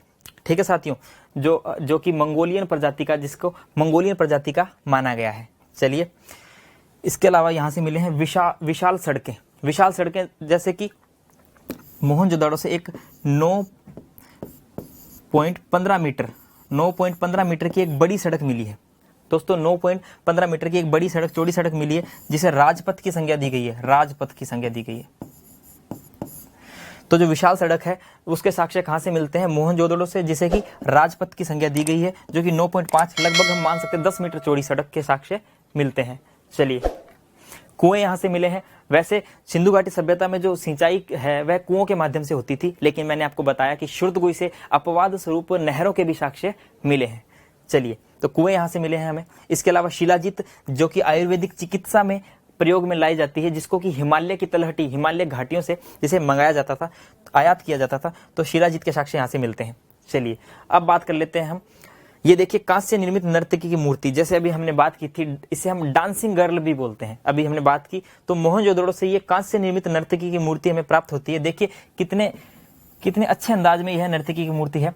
और देखिए मैंने आपको बताया था कि महिलाएं श्रृंगार साधन आभूषणों को यूज करती थी, जो कि ये मूर्ति है जो हमें बताती है। देखिए महिला के हाथ में चूड़ी भी है, गले में हार भी है, और पीछे महिला ने जूड़ा भी किया हुआ है, तो जूड़ा बनाने की भी परंपरा यहाँ रही है। ठीक है, कांस्य निर्मित नर्तकी की मूर्ति है। इसके अलावा देखिए पुजारी की मूर्ति, मैंने बताया पुजारी का सर मिला है, और मैंने आपको यह भी बताया था कि पुरुषों में दाढ़ी रखने की परंपरा थी, तो ये देखिए इससे पता चलता है कि जो पुरुष है वह दाढ़ी रखते थे। और मैंने आपको एक चीज ये भी बताई थी कि यहाँ जो वस्त्र है वह सूती और ऊनी वस्त्र दोनों का प्रयोग होता था। इसके साथ साथ वस्त्रों का डिजाइनदार जो वस्त्र है उनके भी यूज होते थे, जो कि ये देखिए जो शॉल ओढ़ रखी है इन पुजारी जी ने, इस शॉल पर ये जो फूल आपको दिख रहे हैं, यह प्रमाण है किसके, कि यहाँ जो वस्त्र है वह डिजाइनदार वस्त्र भी पहनने जाने का प्रचलन रहा होगा, और इसकी जो पहचान है वह मंगोलियन प्रजाति से की गई है। चलिए दोस्तों, तो इन चित्रों के माध्यम से आप अच्छे से समझ सकते हैं नर्तकी की जो मूर्ति है, जिसे डांसिंग गर्ल कहते हैं, और पुजारी की मूर्ति के बारे में। चलिए अब आगे बात करेंगे पुरास्थल में कालीबंगा। कालीबंगा जो कि घग्गर नदी के तट पर हमें मिलता है, प्राचीन सरस्वती जिसका नाम है, हनुमानगढ़ जिले से यह हमें प्राप्त होता है। ठीक है, हनुमानगढ़ जिले से इसकी जो खोज है हनुमानगढ़ जिले में होती है। चलिए यहाँ से इसकी जो खोज है वह सर्वप्रथम अमलानंद घोष को श्रेय दिया जाता है, बाद में उत्खनन करता इसके बीवी लाल बी के थापर द्वारा किया जाता है। तो पुरावशेष की अगर हम बात करें, यहाँ से हमें किस किस के साक्ष्य मिले हैं, तो जुते हुए खेत के साक्ष्य मिले हैं, जो कि आप जानते होंगे सबसे कॉमन है। ये जुते हुए खेत के जो साक्ष्य है वह कालीबंगा से हमें मिले हैं। इसके अलावा अलंकृत ईंटें, डिजाइनदार ईंटों के साक्ष्य मिलते हैं। ऐसा माना जाता है कि यहाँ के जो लोग हैं वह जो मकान बनाते थे, लगभग जो मकान होते थे वह एक या दो मंजिला के मकान होते थे, तो मकान बनाने में सुंदरता का भी ध्यान रखते थे। तो अलंकृत ईंटों के जो साक्ष्य मिले हैं वह ये हमें बताते हैं। इसके अलावा लकड़ी की नालियां, काष्ठ निर्मित जो नालियां हैं वह कालीबंगा से मिलती है। भूकंप के साक्ष्य भी मिलते हैं। भूकंप के साक्ष्य साथियों देखो, यहाँ से जो मकान है, यहाँ के जो मकान है उनकी दीवारों में हमें ऐसे इस प्रकार की दरारें दिखाई देती है, तो ये दरार साक्ष्य है भूकंप के। तो ऐसा माना जाता है कि यहाँ भूकंप के वजह से इसका जो है विनाश हुआ होगा। तो भूकंप के प्राचीनतम भूकंप के साक्ष्य हमें यहाँ से मिलते हैं। चलिए ऊंट की हड्डियों के साक्ष्य, साथियों बहुत ही महत्वपूर्ण प्रश्न है, बहुत बार पूछा जाता है, बड़े बड़े एग्जाम से लेकर छोटे छोटे एग्जाम में पूछ लिया जाता है कि ऊंट की हड्डियों के साक्ष्य हमें कहाँ से मिलते हैं। तो ऊंट की हड्डियों के साक्ष्य मिलते हैं कालीबंगा से। तो यहाँ के जो लोग हैं वह ऊंट से भी परिचित थे। चलिए एक युग्म शवादान जो है वह बताता है कि यहाँ सती प्रथा जैसी व्यवस्था भी रही होगी, साथ में स्त्री को भी दफना दिया जाता होगा। तो एक युग्म शवादान हमें यहाँ से प्राप्त होता है। अग्नि वेदिकाएं हमें यहाँ प्राप्त होती है, जो कि यज्ञ वगैरह की यज्ञ की हमें रूप में हमें पता चलता है। चलिए बेलनाकार तंदूर के हमें यहाँ से साक्ष्य मिलते हैं। इसके अलावा तांबे की चूड़ियों के साक्ष्य मिलते हैं हमें यहाँ से। तो ये बहुत सी चीजें हमें कालीबंगा से प्राप्त होती है। एक बार देख लेते हैं। जुते हुए खेत के साक्ष्य, अलंकृत ईंटें, लकड़ी की नालियां, भूकंप के साक्ष्य, ऊंट की हड्डियों के साक्ष्य, और एक युग्म शवादान, अग्नि वेदिकाएं, बेलनाकार तंदूर और तांबे की चूड़ियां, ये जो सारे पुरावशेष है हमें कालीबंगा से प्राप्त होते हैं। चलिए अब आगे देखते हैं। नेक्स्ट है हमारा चन्हूदड़ो जो है यह एक औद्योगिक नगर है। इसे औद्योगिक नगर की संज्ञा दी गई है। ठीक है साथियों, क्योंकि यहाँ से मन के बनाने के कारखाने मिले हैं, तो ऐसा माना जाता रहा होगा कि यह जो क्षेत्र है यह एक विकसित औद्योगिक नगर होगा। ठीक है, और एनजी मजूमदार और अर्नेस्ट मैके इसके उत्खननकर्ता थे, जिन्होंने इसको उत्खनन किया, जिन्होंने इसका। और पाकिस्तान के सिंध प्रांत में यह चन्हूदड़ो हमें प्राप्त होता है। ठीक है, सिंध प्रांत में ये इसके साक्ष्य मिलते हैं। चलिए पुरावशेष देख लेते हैं। चन्हूदड़ो से क्या क्या पुरावशेष मिले हैं। तो लिपस्टिक के साक्ष्य मिलते हैं। लिपस्टिक के साक्ष्य हमें यह बताते हैं कि यहाँ की महिलाएं जो श्रृंगार करती होगी तो लिपस्टिक का यूज भी करती होगी। मन के बनाने का कारखाना यहाँ पे मिला है, जैसा कि मैंने अभी आपको बताया कि औद्योगिक नगर था, इसी आधार पर हम कह सकते हैं। तो मन के बनाने का कारखाना यहाँ मिला है। झुंकर संस्कृति के भी साक्ष्य दोस्तों चन्हूदड़ो से मिलते हैं। झुंकर संस्कृति जो कि सिंधु घाटी सभ्यता के बाद की मानी जाती है, जो कि एक ग्रामीण संस्कृति थी। तो इस झुंकर संस्कृति के जो साक्ष्य है वह चन्हूदड़ो से हमें मिलते हैं, आपको याद रखना है। चलिए किलेबंदी के साक्ष्य नहीं, जैसा कि हमने नगर की बात की थी, तो नगर में किसी भी प्रकार के यहाँ पर किलेबंदी के साक्ष्य नहीं है। इस प्रकार के नगर हैं, यह है और ये है नगर टीला, ये है दुर्ग टीला, और यहाँ किसी भी प्रकार की सुरक्षा की दृष्टि से ऐसी किसी भी प्रकार की कोई रक्षा प्राचीर नहीं बनाई गई है। तो अगर आपसे पूछ लिया जाए कि किस क्षेत्र से किलेबंदी के साक्ष्य नहीं मिलते हैं, तो वह है दोस्तों चन्हूदड़ो। चलिए वक्राकार ईंटों के हमें यहाँ से साक्ष्य मिलते हैं। बिल्ली का पीछा करते हुए कुत्ते के पंजे के निशान, देखिए यहाँ से जो हमें बिल्ली का पंजा और उसके पीछे का एक पंजा मिला है जिसकी कुत्ते के पंजे से पहचान की गई है। तो ऐसा माना गया है कि बिल्ली का पीछा कर रहा होगा कोई कुत्ता। तो ऐसा माना गया है कि यहाँ से ये साक्ष्य के आधार पर हम देख सकते हैं कि बिल्ली से पीछा करता हुआ कुत्ते के पंजे के निशान हमें यहाँ से मिलते हैं। चलिए, अलंकृत हाथी का खिलौना हमें यहाँ से मिलता है और शाही की दवात हमें यहाँ से मिलती है। दवात क्या होता है साथियों? तो दवात होता है पात्र, एक पात्र या हम कह सकते हैं बर्तन जिसके अंदर की शाही रखी जाती है। ठीक है, तो शाही का दवात भी यहाँ से प्राप्त हुआ है। चलिए आगे देखते हैं। नेक्स्ट है लोथल। लोथल बहुत ही महत्वपूर्ण स्थल है। ठीक है, व्यापारिक दृष्टि से भी बहुत ही महत्वपूर्ण था क्योंकि यहाँ पर गोदीवाड़ा मिला है जो कि अंतर्राष्ट्रीय व्यापार की जिससे हमें साक्ष्य मिलते हैं। लघु हड़प्पा इसे कहा जाता है या फिर लघु मोहनजोदड़ो की संज्ञा भी इसे दी गई है। रंगनाथ राव द्वारा लोथल का उत्खनन कार्य किया गया था और जो लोथल है वह भोगवा नदी के तट पर है। गुजरात के भोगवा नदी के तट पर यह लोथल स्थित है। ठीक है साथियों, चलिए आगे बात करते हैं। लोथल से हमें किस किस प्रकार के क्या क्या हमें पुरावशेष मिलते हैं, थोड़ा महत्वपूर्ण है, इसे ध्यान से देखिएगा आप। गोदीवाड़ा, गोदीवाड़ा यानी कि बंदरगाह, डॉकयार्ड हमें यहाँ से मिलता है जो कि व्यापारिक गतिविधियों का हमें प्रमाण देता है। इसके अलावा दिशा सूचक यंत्र भी हमें यहाँ से मिलता है, दिशा सूचक यंत्र। इसके बाद में हम देखते हैं नाव के मॉडल। अगर गोदीवाड़ा है, अगर यहाँ से जहाज का यूज होता होगा तो नाव के मॉडल मिलना यहाँ पे स्वाभाविक सी बात है। ठीक है, चालाक, लोमड़ी और कौवे की कथा हमें यहाँ से मिलती है। चावल व बाजरे के साक्ष्य मिलते हैं, चावल व बाजरे का साक्ष्य मिलते हैं जो कि बताते हैं कि यहाँ चावल व बाजरे का उत्पादन किया जाता होगा। शतरंज बोर्ड, मनोरंजन के लिए यहाँ के जो लोग हैं वह शतरंज बोर्ड पासे का यूज करते होंगे। इसके अलावा तराजू के साक्ष्य मिलते हैं।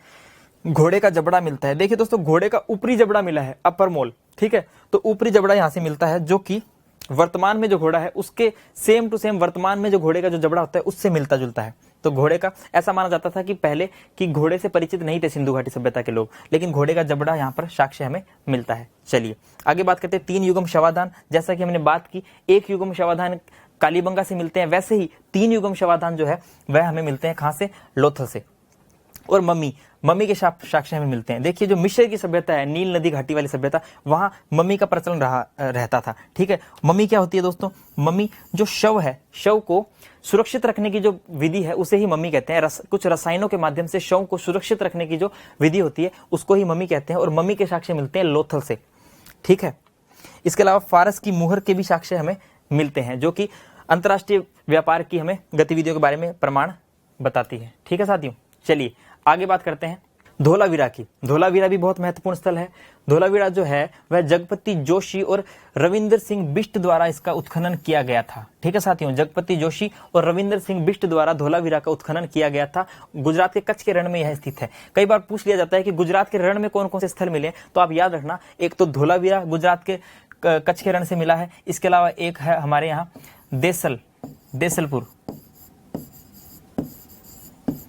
देसलपुर भी जो है वह गुजरात में कच्छ के रण से हमें प्राप्त होता है। तो यह भी आपको याद रखना है। चलिए पुरावशेष देख लेते हैं यहाँ से कौन कौन से मिले हैं। तो स्टेडियम के साक्ष्य हमें मिलते हैं। स्टेडियम के साक्ष्य, तो जो स्टेडियम है वह कोई विशाल सेरेमनी के लिए इसका यूज किया जाता होगा। तो मनोरंजन के साधनों के रूप में हम देखते हैं यहाँ स्टेडियम के साक्ष्य। एक कुरन नामक क्षेत्र के भी हमें मिलते हैं कि कुरन से भी हमें स्टेडियम के साक्ष्य मिलते हैं। तो कुरन को भी आपको याद रखना है, तो वहां से भी विशाल स्टेडियम के साक्ष्य हमें मिले हैं। इसके अलावा नाम पट्टिका यानी कि नेम प्लेट या फिर साइन बोर्ड के साक्ष्य अगर पूछ लिया जाए तो वह मिले हैं हमें धोलावीरा से। उत्तम जल निकास व्यवस्था, देखिए दोस्तों जो धोलावीरा की जो जल निकासी जो व्यवस्था थी वह बहुत ही सर्वश्रेष्ठ थी, उत्तम थी। तो जो उत्तम जल निकासी की जो व्यवस्था है वह यहाँ से हमें मिलते हैं। अगर आपसे पूछ लिया जाए कि सबसे निकृष्ट जल निकासी की व्यवस्था कहाँ मिली है, यानी कि सबसे बेकार जल निकासी की व्यवस्था कहाँ से मिली है, तो वह मिली है बनावली से, जो कि हरियाणा में सरस्वती नदी के तट पर स्थित है। हम बात करेंगे अभी, लेकिन उत्तम जल निकासी की व्यवस्था हमें मिलती है धोलावीरा में। ठीक है साथियों, चलिए जलाशय के साक्ष्य मिले हैं हमें यहाँ पर। इसके अलावा नगर 3 भागों में विभाजित है। मैंने आपको बताया था, जो एक है वह होता था दुर्ग टीला, एक आयताकार रूप में नगर टीला और एक बीच में यहाँ पर एक नगर मिला है अपवाद स्वरूप। वैसे बेसिकली सब में 2 ही मिले हैं, लेकिन इसमें 3 नगर मिलते हैं, इस जिसको मिडिल टाउन कहा गया है, यानी कि मध्य नगर से कहा गया है। तो उसके साक्ष्य मिलते हैं यहाँ से हमें धोलावीरा से। चलिए आगे देखते हैं। सबसे बड़े अक्षर, जी हाँ, यहाँ पर एक अभिलेख पर सबसे बड़े अक्षर मिले हैं। 10 अक्षर ऐसे हैं जो कि बहुत बड़े अक्षर हैं। तो जो सबसे बड़े अक्षर के जो साक्ष्य है अगर आपसे पूछ लिया जाए तो वह कहाँ से मिले हैं, हमें धोलावीरा से मिले हैं। चलिए इसके बाद हम देखते हैं बनावली। बनावली जो कि हरियाणा में स्थित है और सरस्वती नदी के तट पर स्थित है यह सभ्यता। सरस्वती नदी जो कि वर्तमान में घग्गर नदी है, जिसे हम मृत नदी भी कहते हैं, स्थानीय भाषा में इसे नाली भी कहा जाता है। तो सरस्वती नदी के तट पर यह जो सभ्यता है वह विकसित हुई थी। रविंद्र सिंह बिष्ट ने इसका उत्खनन किया था। इस सभ्यता का हरियाणा में है, जैसा कि मैंने अभी आपको बताया। ठीक है, पूरा अवशेष देख लेते हैं बनावली से। एक धावन पत्थर, एक वाश बेसिन जो हम जिसे बोलते हैं, उसके साक्ष्य हमें बनावली से मिलते हैं। इसके अलावा मिट्टी से बना हल, दोस्तों मिट्टी से बना हल का एक खिलौना मिला है यहाँ, खिलौना, मिट्टी से बने हल का एक खिलौना मिला है, जो कि यह बताता है कि यहाँ कृषि के लिए हल का प्रयोग किया जाता रहा होगा। ठीक है, इसके अलावा उत्तम किस्म के जौ, तिल और सरसों के ढेर। देखिए दोस्तों, उत्तम किस्म के सरसों के ढेर, जौ के ढेर, तिल के ढेर अगर आपसे पूछ लिया जाए इनके बीजों के ढेर, तो वह कहां से मिले हैं? बनावली से मिले हैं। क्योंकि इतने समय बाद भी इन ये जो सरसों के ये जो बीज हैं, ये बहुत ही अच्छी व्यवस्था में हमें मिले, इसलिए हम कह सकते हैं कि ये बीज उत्तम व्यवस्था के होंगे, उत्तम किस्म के होंगे। ठीक है, चलिए नेक्स्ट देखते हैं राखी गढ़ी। राखी गढ़ी का जो उत्खनन है वह सूरजभान द्वारा किया गया था। ठीक है साथियों, और हरियाणा से ही हमें राखी गढ़ी प्राप्त होता है, यानी कि हरियाणा में यह स्थित है राखी गढ़ी। ठीक है, पूरा अवशेष देखते हैं राखी गढ़ी में। तो ऊंचे चबूतरे हमें यहाँ से मिले हैं, ऊंचे ऊंचे चबूतरे। और मैंने आपको बताया था जो नगर में जो दुर्ग जो क्षेत्र होता था वह भी थोड़ा ऊंचाई पर स्थित होता था सुरक्षा की दृष्टि से, चाहे बाढ़ से सुरक्षा हो, चाहे भारी आक्रमण से सुरक्षा हो, तो जो दुर्ग है वह भी ऊंचाई पर स्थित होता था, और यहाँ से हमें ऊंचे चबूतरे प्राप्त मिले हैं। इसके अलावा अग्नि वेदिकाओं के यहाँ हमें साक्ष्य मिले हैं, तो यज्ञ वगैरह की यहाँ परंपरा, यज्ञ की परंपरा रही होगी। ठीक है साथियों, चलिए आगे बात करते हैं हम रोपड़ की। रोपड़, यज्ञदत्त शर्मा द्वारा रोपड़ का उत्खनन किया गया था, और पंजाब के सतलज नदी के तट के किनारे यह रोपड़ जो स्थल है वह स्थित है।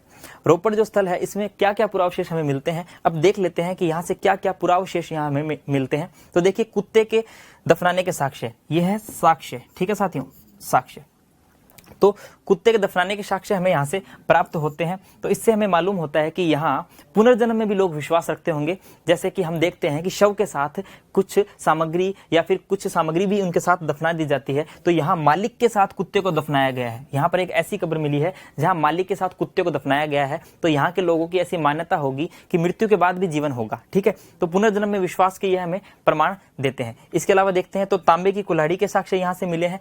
इसके अलावा स्वतंत्रता प्राप्ति के बाद सर्वप्रथम उत्खनित स्थल, ऐसा माना गया है कि जो स्वतंत्रता प्राप्ति के बाद जो सर्वप्रथम उत्खनित स्थल है वह रोपड़ ही रहा होगा, जिसका कि आधुनिक नाम क्या है? जिसका आधुनिक नाम है रूपनगर। ठीक है साथियों, तो यहाँ से कुत्ते के दफनाने के साक्ष्य हमें मिलते हैं, और तांबे की कुल्हाड़ी हमें मिलती है। स्वतंत्रता प्राप्ति के बाद सर्वप्रथम उत्खनित स्थल है ये, और आधुनिक नाम इसका है रूपनगर। चलिए आगे देखते हैं। आगे जो स्थल है वह है सुतका गेंडोर, जो कि सबसे पश्चिमी बिंदु पर, सबसे पश्चिमी सीमा पर सिंधु घाटी सभ्यता की स्थित है सुतका गेंडोर। और सुतका गेंडोर की जो उत्खनन है वह आरएल स्टाइन द्वारा किया गया था। लगभग 1927 के आसपास इसका जो उत्खनन है वह शुरू होता है, और पाकिस्तान के बलूचिस्तान में दाश्क नदी के तट पर यह स्थित है, जिसकी बात हमने पहले कर चुके हैं। चलिए यहाँ से क्या क्या पुरावशेष मिले हैं इनको हम देख लेते हैं अच्छे से। तो बंदरगाह, देखिए यह भी एक बंदरगाह नगर था। जो सुतका गेंडोर है वह भी लोथल के समान ही एक बंदरगाह नगर था, तो यहाँ से भी व्यापारिक गतिविधियां होती रहती थी। ठीक है साथियों, मिट्टी की चूड़ियां यहाँ से मिलती है, और तांबे के कुल्हाड़ी के साक्ष्य भी यहाँ से मिलते हैं। चलिए आगे देखते हैं। सुरकोटड़ा, सुरकोटड़ा के अंदर हम जो है यह जगपति जोशी द्वारा इसका उत्खनन किया गया है सुरकोटड़ा का, और यह गुजरात के कच्छ में स्थित है। देखिए मैंने भी गुजरात के कच्छ के रण में जो आपको एक धोलावीरा की बात की थी, इसके अलावा एक देसलपुर लिखवाया था आपको, जो कि गुजरात के कच्छ में स्थित है, और एक सुरकोटड़ा भी गुजरात के कच्छ के रण में स्थित है। तो इन तीन को आपको याद रखना है, धोलावीरा, देसलपुर और सुरकोटड़ा। तो यह गुजरात के कच्छ के रण में स्थित है, यह आपको याद रखना है। यहाँ से पुरावशेष क्या क्या मिले हैं वह हम देख लेते हैं। तो घोड़े की हड्डियों के साक्ष्य यहां से भी मिलते हैं। इससे पहले हमने लोथल पढ़ा था, तो लोथल में हमने देखा था कि घोड़े के जबड़ा हमें मिला है, ऊपरी जबड़ा हमें मिला है, जो कि आधुनिक अश्व से मिलता है सेम। वैसे ही घोड़े की हड्डियों के साक्ष्य हमें यहां से मिलते हैं। इससे पहले ऊंट की हड्डियों की हमने बात की थी, कालीबंगा से मिलती है। तो आपको कंफ्यूज नहीं होना है, एक दो बार आप इन्हें देखेंगे तो खुद ब खुद आपको याद हो जाएंगे, और ये बहुत ही महत्वपूर्ण है एग्जाम के पॉइंट ऑफ व्यू से, घोड़े की हड्डियां। ठीक है, कलश शवाधान, कलश शवाधान की जब मैं अंत्येष्टि संस्कार की जब मैंने बात की थी पिछली स्लाइड में, तो उसमें मैंने आपको बताया था कि कलश शवाधान में जो जलाने के बाद शव को जो राख और हड्डियां हैं वह कलश में रख दी जाती थी। लेकिन इस कलश शवाधान में, इस कलश में किसी भी प्रकार की मानव की अस्थियां नहीं पाई गई, इसलिए पिगट और व्हीलर महोदय ने इस कलश शवाधान को शोकपीठ की संज्ञा दी है। ठीक है साथियों, तो घोड़े की हड्डियां और कलश शवाधान यहां से हमें प्राप्त होते हैं पुरावशेषों में। चलिए आगे बात करते हैं हम। अन्य महत्वपूर्ण पुरावशेष देख लेते हैं। देखिए जो महत्वपूर्ण वैसे तो बहुत से स्थल मिले हैं, लगभग वर्तमान में जब स्वतंत्रता प्राप्ति के समय 1947 के आसपास 40 ऐसे स्थल खोज लिए गए थे, लेकिन वर्तमान में लगभग 1500 स्थल खोजे जा चुके हैं। तो बहुत से स्थल मिले हैं। गुजरात में सर्वाधिक स्थल खोजे गए हैं। तो महत्वपूर्ण जो कि एग्जाम के दृष्टिकोण से हमारे लिए महत्वपूर्ण थे, उनकी हमने यहाँ बात की। लेकिन कुछ अन्य महत्वपूर्ण स्थल भी है जहां से हमें कुछ विशेष चीजें हमें प्राप्त होती है, वह हम देख लेते हैं। तो देखिए सिंदूर के साक्ष्य, जैसे कि नौसारो पाकिस्तान से मैंने आपको बताया था कि खुदाई में बहुत सी मरण मूर्तियां मिली है, मरण मूर्तियों के जो मांग है वहां सिंदूर भरी गई है। तो सिंदूर के साक्ष्य मिलते हैं नौसारो पाकिस्तान से, ठीक है साथियों। इसके अलावा मेहरगढ़ से भी सिंदूर के साक्ष्य मिले हैं, मेहरगढ़ से भी, ठीक है। इसके अलावा चांदी का मुकुट कुणाल हरियाणा से चांदी का मुकुट मिला है, जो कि बताते हैं कि यहाँ के लोग सोने चांदी से परिचित थे अच्छे से। इसके अलावा नहरों के साक्ष्य मिले हैं अपवाद स्वरूप शर्तुघई से, जो कि अफगानिस्तान में है, वहां से नहरों के साक्ष्य मिले हैं। सिंधु घाटी सभ्यता में जो सिंचाई के साधन है वह कुएं थे, क्योंकि मोहनजोदड़ो से बहुत से संख्या में कुएं प्राप्त हुए हैं। हर घर में एक कुआं ऐसा होता था, ऐसा माना गया है। तो नहरों के जो साक्ष्य हैं वह शर्तुघई से मिले हैं, जो कि अफगानिस्तान में है। ये ऐसा एकमात्र स्थल है। इसके अलावा अफगानिस्तान से मुंडीगाक भी मिला है, जो आपको याद रखना है। इसके बाद है शल्य चिकित्सा। तो शल्य चिकित्सा के साक्ष्य कालीबंगा और लोथल भी आप इसमें ऐड कर लीजिए। लोथल, दो स्थलों से शल्य चिकित्सा के प्रमाण हमें मिलते हैं। शल्य चिकित्सा यानी दोस्तों यहाँ के जो कंकाल है उनकी खोपड़ियों में, जैसे हमें कुछ खोपड़ियों में छिद्र मिले हैं, जैसे कि जो खोपड़ी है उसमें छिद्र मिले हैं और इनमें से कुछ छिद्र जो है वह भरे हुए मिले हैं। तो ऐसा माना गया है कि यहाँ शल्य चिकित्सा की परंपरा रही होगी, ठीक है साथियों। इसके बाद हम बात करते हैं, यहाँ कालीबंगा के साथ लोथल भी है, ठीक है। चलिए, शंख के साक्ष्य बालाकोट पाकिस्तान से शंख के साक्ष्य हमें प्राप्त होते हैं। शंख की चूड़ियां भी बनाई जाती थी महिलाओं के लिए, शंख की चूड़ियों का भी प्रचलन था यहाँ। इसके अलावा धान की भूसी के ढेर रंगपुर गुजरात से मिले हैं। धान की भूसी, जब धान से अनाज को अलग कर लिया जाता है और जो भूसी हमें प्राप्त होती है उसकी जो साक्ष्य है वह रंगपुर से हमें मिलते हैं, ठीक है साथियों। चलिए अब देखते हैं हम नदियों के किनारे बसे सिंधु सभ्यता के प्रमुख नगर। देखिए मैंने आपको बताया कि बहुत बार सीधा सिंगल लाइन में कई बार क्वेश्चन पूछ लिया जाता है। वनडे एग्जाम्स में लगभग ऐसे क्वेश्चन पूछे जाते हैं कि कौन सा स्थल है वह किस नदी के तट पर बसा। देखिए दोस्तों, जो स्थल है सिंधु घाटी सभ्यता के, लगभग जो सभ्यता विकसित हुई, लगभग सभ्यता सारी नदियों के किनारे ही विकसित होती है, क्योंकि जल ही जीवन का आधार है। इसलिए जल की आपूर्ति के लिए नदियों के किनारे ही जो सभ्यता है वह विकसित होती है। अगर आज हम खुद भी देखें, अगर हम भी अपना मकान बनाते हैं या फिर घर लेते हैं तो हम ऐसी जगह लेंगे जहां पानी की अच्छी व्यवस्था हो। तो देखिए जो नदियों के किनारे बसे नगर हैं उन्हें हम देखते हैं एक नजर में। तो जो हड़प्पा है वह रावी नदी के तट पर स्थित है, जो प्राचीन पुरुषणी नदी भी जिसे कहा जाता है। यह क्वेश्चन पूछा भी गया है कि पुरुषणी नदी किस नदी को कहते हैं, तो जो रावी नदी है उसे ही पुरुषणी नदी कहा जाता है। मोहनजोदड़ो जो है सिंधु नदी के किनारे स्थित है, ठीक है दोस्तों, सिंधु नदी। इसके बाद में रोपड़ जो है वह सतलज नदी के किनारे स्थित है। कालीबंगा जो है वह घग्गर नदी के किनारे स्थित है, जो कि प्राचीन सरस्वती नदी जिसे हम कहते हैं, स्थानीय भाषा में इसे नाली भी कहा जाता है। लोथल जो है वह भोगवा नदी के तट पर स्थित है। सुतका गेंडोर दक्षिण जो सबसे पश्चिमी जो बिंदु है वह दाश्क नदी के तट पर स्थित है, सुतका गेंडोर, ठीक है साथियों। चलिए आगे बात करते हैं। कोट दीजी है सिंधु नदी के तट पर स्थित है। रंगपुर है मादर नदी के तट पर। बनावली है सरस्वती नदी के तट पर। आलमगीरपुर है हिंडन नदी के तट पर। आलमगीरपुर जो कि सिंधु घाटी सभ्यता का सबसे पूर्वी स्थल है, जो कि हिंडन नदी जो कि यमुना नदी की सहायक नदी है उस पर स्थित है। दैमाबाद जो कि सबसे दक्षिणतम स्थल है, महाराष्ट्र के अहमदनगर से यह प्राप्त होता है, मिलता है। प्रवरा नदी के तट पर यह स्थित है। मांडा जो कि सबसे उत्तरी स्थल है सिंधु घाटी सभ्यता का, जो कि जम्मू कश्मीर के अखनूर जिले में स्थित है। चिनाब नदी के तट पर यह स्थित है, ठीक है दोस्तों। तो यह कुछ प्रमुख नगर थे, एक बार फिर से देख लेते हैं हम। देखिए एक बार फिर से देख लेते हैं। हड़प्पा रावी नदी के तट पर, मोहनजोदड़ो सिंधु नदी के तट पर, रोपड़ सतलज नदी के तट पर, कालीबंगा घग्गर नदी के तट पर, लोथल भोगवा नदी के तट पर, दाश्क नदी के तट पर है सुतका गेंडोर। चलिए, और जो कोट दीजी है वह सिंधु नदी के तट पर स्थित है। रंगपुर जो है वह मादर नदी के तट पर स्थित है। बनावली जो है वह सरस्वती नदी के तट पर स्थित है। आलमगीरपुर जो है वह हिंडन नदी के तट पर स्थित है। दैमाबाद जो है वह प्रवरा नदी के तट पर स्थित है। और मांडा जो है वह चिनाब नदी के तट पर स्थित है, ठीक है साथियों। जो महत्वपूर्ण स्थलों की हमने यहाँ बात की। चलिए, सभ्यता के पतन के कारण। अब जब हमने इस सभ्यता के उद्भव के कारण जाने, तो अब हमें यह भी जानना जरूरी है कि इस सभ्यता का पतन कैसे हुआ। तो इसमें भी मतभेद है, सभी इतनी बड़ी विशाल सभ्यता है लेकिन इसको लेकर भी मतभेद है कि इसका पतन कैसे हुआ। तो हम कुछ महत्वपूर्ण जो मत है वह देख लेते हैं यहाँ पर। देखिए, SR राव व जॉन मार्शल का मानना है कि नदी की बाढ़ के द्वारा यह जो नगर है वह इसका पतन हुआ होगा। जॉन मार्शल ने बताया कि जो मोहनजोदड़ो है वह 7 बार उजड़ा, ठीक है, ऐसा बताया गया जॉन मार्शल द्वारा। और नदी की बाढ़ से इनका मानना है कि इस सभ्यता का जो पतन है वह नदी की बाढ़ से होता है। मोहनजोदड़ो पर मूवी भी बनी है दोस्तों, अगर आपने देखा हो तो मोहनजोदड़ो पर एक मूवी भी बनी है और उसमें भी जो है लास्ट में बाढ़ का दृश्य दिखाया जाता है और बाढ़ से ही उसका पतन बताया जाता है। जिसका में जो नेक्स्ट हम देखेंगे गार्डन चाइल्ड, व्हीलर और पिगट महोदय, जिन्होंने हड़प्पा और मोहनजोदड़ो को एक विस्तृत साम्राज्य की 2 जुड़वा राजधानियां बताया है। तो इनका क्या मानना है, बाहरी आक्रमण से जो है इस सभ्यता का पतन हुआ होगा। इसके अलावा माधव स्वरूप वत्स का मानना है कि नदियों का मार्ग परिवर्तन के कारण इस सभ्यता का पतन हुआ। KUR कैनेडी, देखिए दोस्तों, KUR कैनेडी का मानना है कि मलेरिया या फिर महामारी से इस सभ्यता का पतन हुआ होगा। देखिए मलेरिया के साक्ष्य कहां से मिलते हैं, तो मलेरिया के साक्ष्य मैं आपको बता दूं, मोहनजोदड़ो से मलेरिया के साक्ष्य मिलते हैं। मोहनजोदड़ो से मलेरिया के साक्ष्य मिले हैं। अब आप ये पूछोगे कि मलेरिया का कैसे पता चला, तो देखिए दोस्तों, यहाँ के जो KUR कैनेडी है, इनके द्वारा जो वहां मोहनजोदड़ो से जो कंकाल मिले हैं उनका बहुत ही गहराई से विस्तृत उनका अध्ययन किया गया और उसके बाद ही यह प्रमाण निकाला गया कि यहाँ मलेरिया या फिर कोई महामारी फैली होगी और उसी की वजह से यह जो सभ्यता है उसका पतन हुआ होगा। तो देखिए दोस्तों, मलेरिया के साक्ष्य हमें मिलते हैं मोहनजोदड़ो से, ठीक है साथियों, आपको यह याद रखना है। अमलानंद घोष बताते हैं कि जलवायु परिवर्तन के कारण इस सभ्यता का पतन हुआ होगा। तो अलग अलग इतिहासकारों के अलग अलग मत है, इसमें से हमें मोटी मोटी इसमें सरसरी नजर डालनी जरूरी थी, ठीक है साथियों। चलिए अब हम देखते हैं संभावित प्रश्न कि इस महत्वपूर्ण टॉपिक से क्या क्या महत्वपूर्ण प्रश्न बन सकते हैं। तो संभावित प्रश्न हम देखेंगे। अब एक प्रकार से आपकी परीक्षा ही है, ये आपका जांच ही है। चलिए देखते हैं, हड़प्पीय स्थलों की खुदाई से ऊंट की हड्डियां कहां से प्राप्त हुई है। तो दोस्तों, जैसे कि हमने पढ़ा था कि ऊंट की हड्डियां कहां से प्राप्त हुई है, तो पहले आंसर इसका देख लेते हैं। तो देखिए, कालीबंगा से ऊंट की हड्डियां प्राप्त हुई है। मैंने आपको बताया भी था कि ये बहुत ही महत्वपूर्ण प्रश्न है। बहुत से एग्जाम्स में, यहां तक कि नेट लेवल के जो एग्जाम्स होते हैं उनमें भी ये पूछा गया है प्रश्न कि ऊंट की हड्डियां जो है वह कहां से प्राप्त हुई है, तो ये कालीबंगा से प्राप्त हुई है। लोथल से आपको मैंने बताया कि घोड़े का जो जबड़ा है वह प्राप्त हुआ है।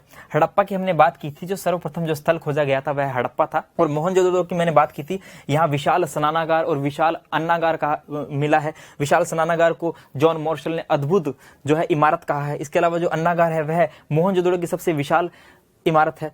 तो इन चारों के बारे में हमें जानना जरूरी था। और जो ऊंट की हड्डियां वह हमें मिली है कालीबंगा से, ठीक है। चलिए नेक्स्ट देखते हैं, सिंधु सभ्यता के किस स्थल से शल्य चिकित्सा के साक्ष्य मिलते हैं। शल्य चिकित्सा, जैसा कि मैंने आपको बताया कि वहां से जो खोपड़ियां हैं, छिद्र युक्त खोपड़ियां हमें मिली है, जिससे यह लगता है कि शल्य चिकित्सा का यहाँ प्रचलन रहा होगा। तो शल्य चिकित्सा के साक्ष्य हमें कहां से मिलते हैं दोस्तों, लोथल और कालीबंगा से शल्य चिकित्सा के साक्ष्य मिलते हैं। इसके अलावा धोलावीरा की भी हमने बात की थी, जहां पर 3 नगर मिले हैं, एक दुर्ग टीला, एक नगर टीला और एक मिडिल टाउन भी हमें धोलावीरा से प्राप्त होता है। तो देखिए, इसका जो आंसर है, सही आंसर इसका है लोथल व कालीबंगा है। इसके अलावा बनावली से हमें शुद्ध सरसों के ढेर, तिल के बीजों के ढेर हमें मिलते हैं। और चहुंदड़ो जो कि एक औद्योगिक नगर था, जो कि मनको का कारखाना भी जहां से मिला है, तो चहुंदड़ो। तो ये 4 ऑप्शन है जिसमें शल्य चिकित्सा के जो प्रमाण है वह हमें कहां से मिलते हैं, तो शल्य चिकित्सा के प्रमाण हमें मिलते हैं लोथल और कालीबंगा से। तो इसका सही उत्तर होगा लोथल और कालीबंगा, ठीक है साथियों। चलिए आगे देखते हैं, निम्नलिखित में से कौन सी विशेषता सिंधु घाटी की सभ्यता को विश्व की अन्य समकालीन सभ्यताओं से विशिष्ट बनाती है।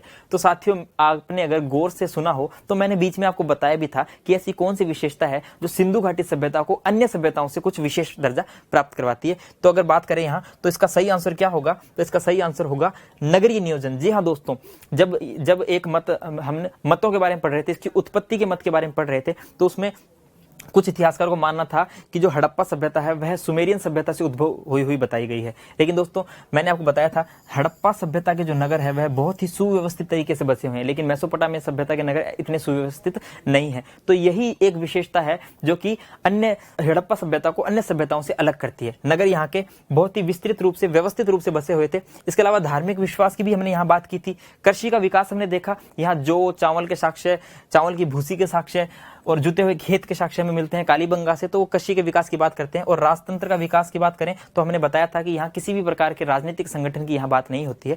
तो इसका जो सही उत्तर है वह है नगरीय योजना, ठीक है। चलिए नेक्स्ट प्रश्न है, निम्नलिखित हड़प्पा कालीन स्थलों में से किसमें नाली के निर्माण में लकड़ी का प्रयोग किया गया है। दोस्तों जी हाँ, लकड़ी की नाली के साक्ष्य हमें कहां से मिलते हैं, तो देख लीजिए आप, वह मिलते हैं हमें कालीबंगा से। काष्ठ निर्मित नाली, काष्ठ निर्मित जो नाली है वह हमें कालीबंगा से मिलती है।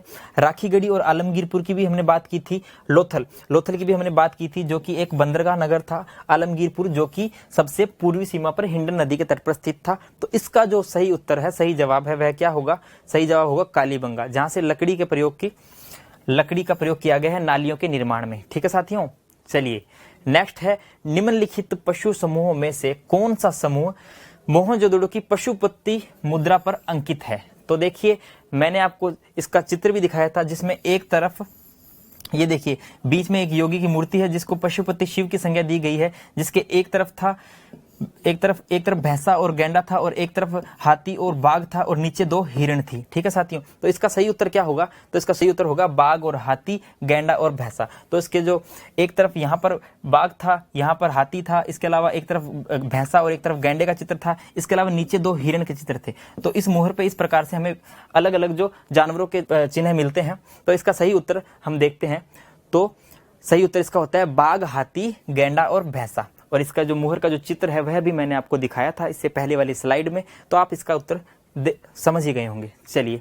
अब हम बात करते हैं विगत परीक्षाओं में पूछे गए प्रश्नों की, जो कि हमने वीडियो के शुरुआत में हमने आपको जो प्रश्न बताए थे, जिनका आज अब हम विस्तार से वर्णन करेंगे, यहाँ उनके जवाब हम अब जानेंगे। ठीक है साथियों, तो उसमें पहला प्रश्न हमने देखा था RSRTS प्री में पूछा गया था 1995 में कि किस पुरातात्विक स्थल से जुते हुए खेत के साक्ष्य मिलते हैं। तो साथियों, अब तो आपको याद हो ही गया होगा कि जुते हुए खेत के साक्ष्य कहां से मिलते हैं।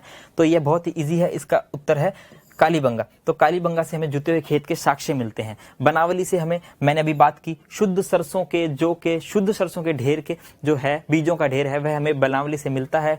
हड़प्पा से भी हमें अन्नागार मिलते हैं, लेकिन मोहनजोदड़ो के जो अन्नागार है वह वृहद अन्नागार है। हड़प्पा स्थल सबसे पहली बार दयाराम साहनी जी द्वारा 1921 में रावी नदी के तट पर पाकिस्तान के मोंटगोमरी नामक स्थल से प्राप्त होता है। ठीक है, इसके अलावा लोथल की हमने बात की, तो लोथल जो है वह हमें जो गोदीवाड़ा जो है लोथल में, वह बताता है कि अंतर्राष्ट्रीय व्यापार भी यहाँ प्रचलन रहा होगा। ठीक है साथियों, चलिए अब नेक्स्ट प्रश्न की बात करते हैं। किस हड़प्पा कालीन इमारत को जॉन मोर्शल ने विश्व का अद्भुत निर्माण कहा है? साथियों, विश्व का अद्भुत निर्माण जॉन मोर्शल ने किसे कहा है? मैंने 2 से 3 बार यहाँ वीडियो में रिपीट किया होगा, तो आपको इसका जवाब आना चाहिए, और इसका जवाब है वृहद स्नानागार। जी हाँ दोस्तों, वृहद स्नानागार को ही विश्व का अद्भुत निर्माण कहा है जॉन मोर्शल ने। वृहद स्नानागार का प्रचलन मैंने आपको बताया किसी सामूहिक या फिर धार्मिक स्नान के लिए किया जाता रहा होगा। इसके अलावा स्टेडियम के जो प्रमाण है वह हमें मिलते हैं धोलावीरा से, जो कि विशाल किसी सेरेमनी के रूप में या मनोरंजन के साधन के रूप में स्टेडियमों का प्रयोग किया जाता होगा। अन्नागार हमें हड़प्पा से भी मिले हैं, लेकिन वृहद अन्नागार की अगर बात हो तो मोहनजोदड़ो से मिले हैं। और मकान जो कि 1 या 2 मंजिला मकान यहाँ बनाते थे लोग, तो जो वृहद स्नानागार है उसे ही जॉन मोर्शल ने क्या कहा है? विश्व का अद्भुत निर्माण कहा है। तो अब तो आपको लगभग याद हो ही गया होगा। चलिए साथियों, आगे हम देखते हैं। नेक्स्ट प्रश्न हमारा है, पैमाने की खोज ने, देखिए ये IAS प्री 2013 में पूछा गया है।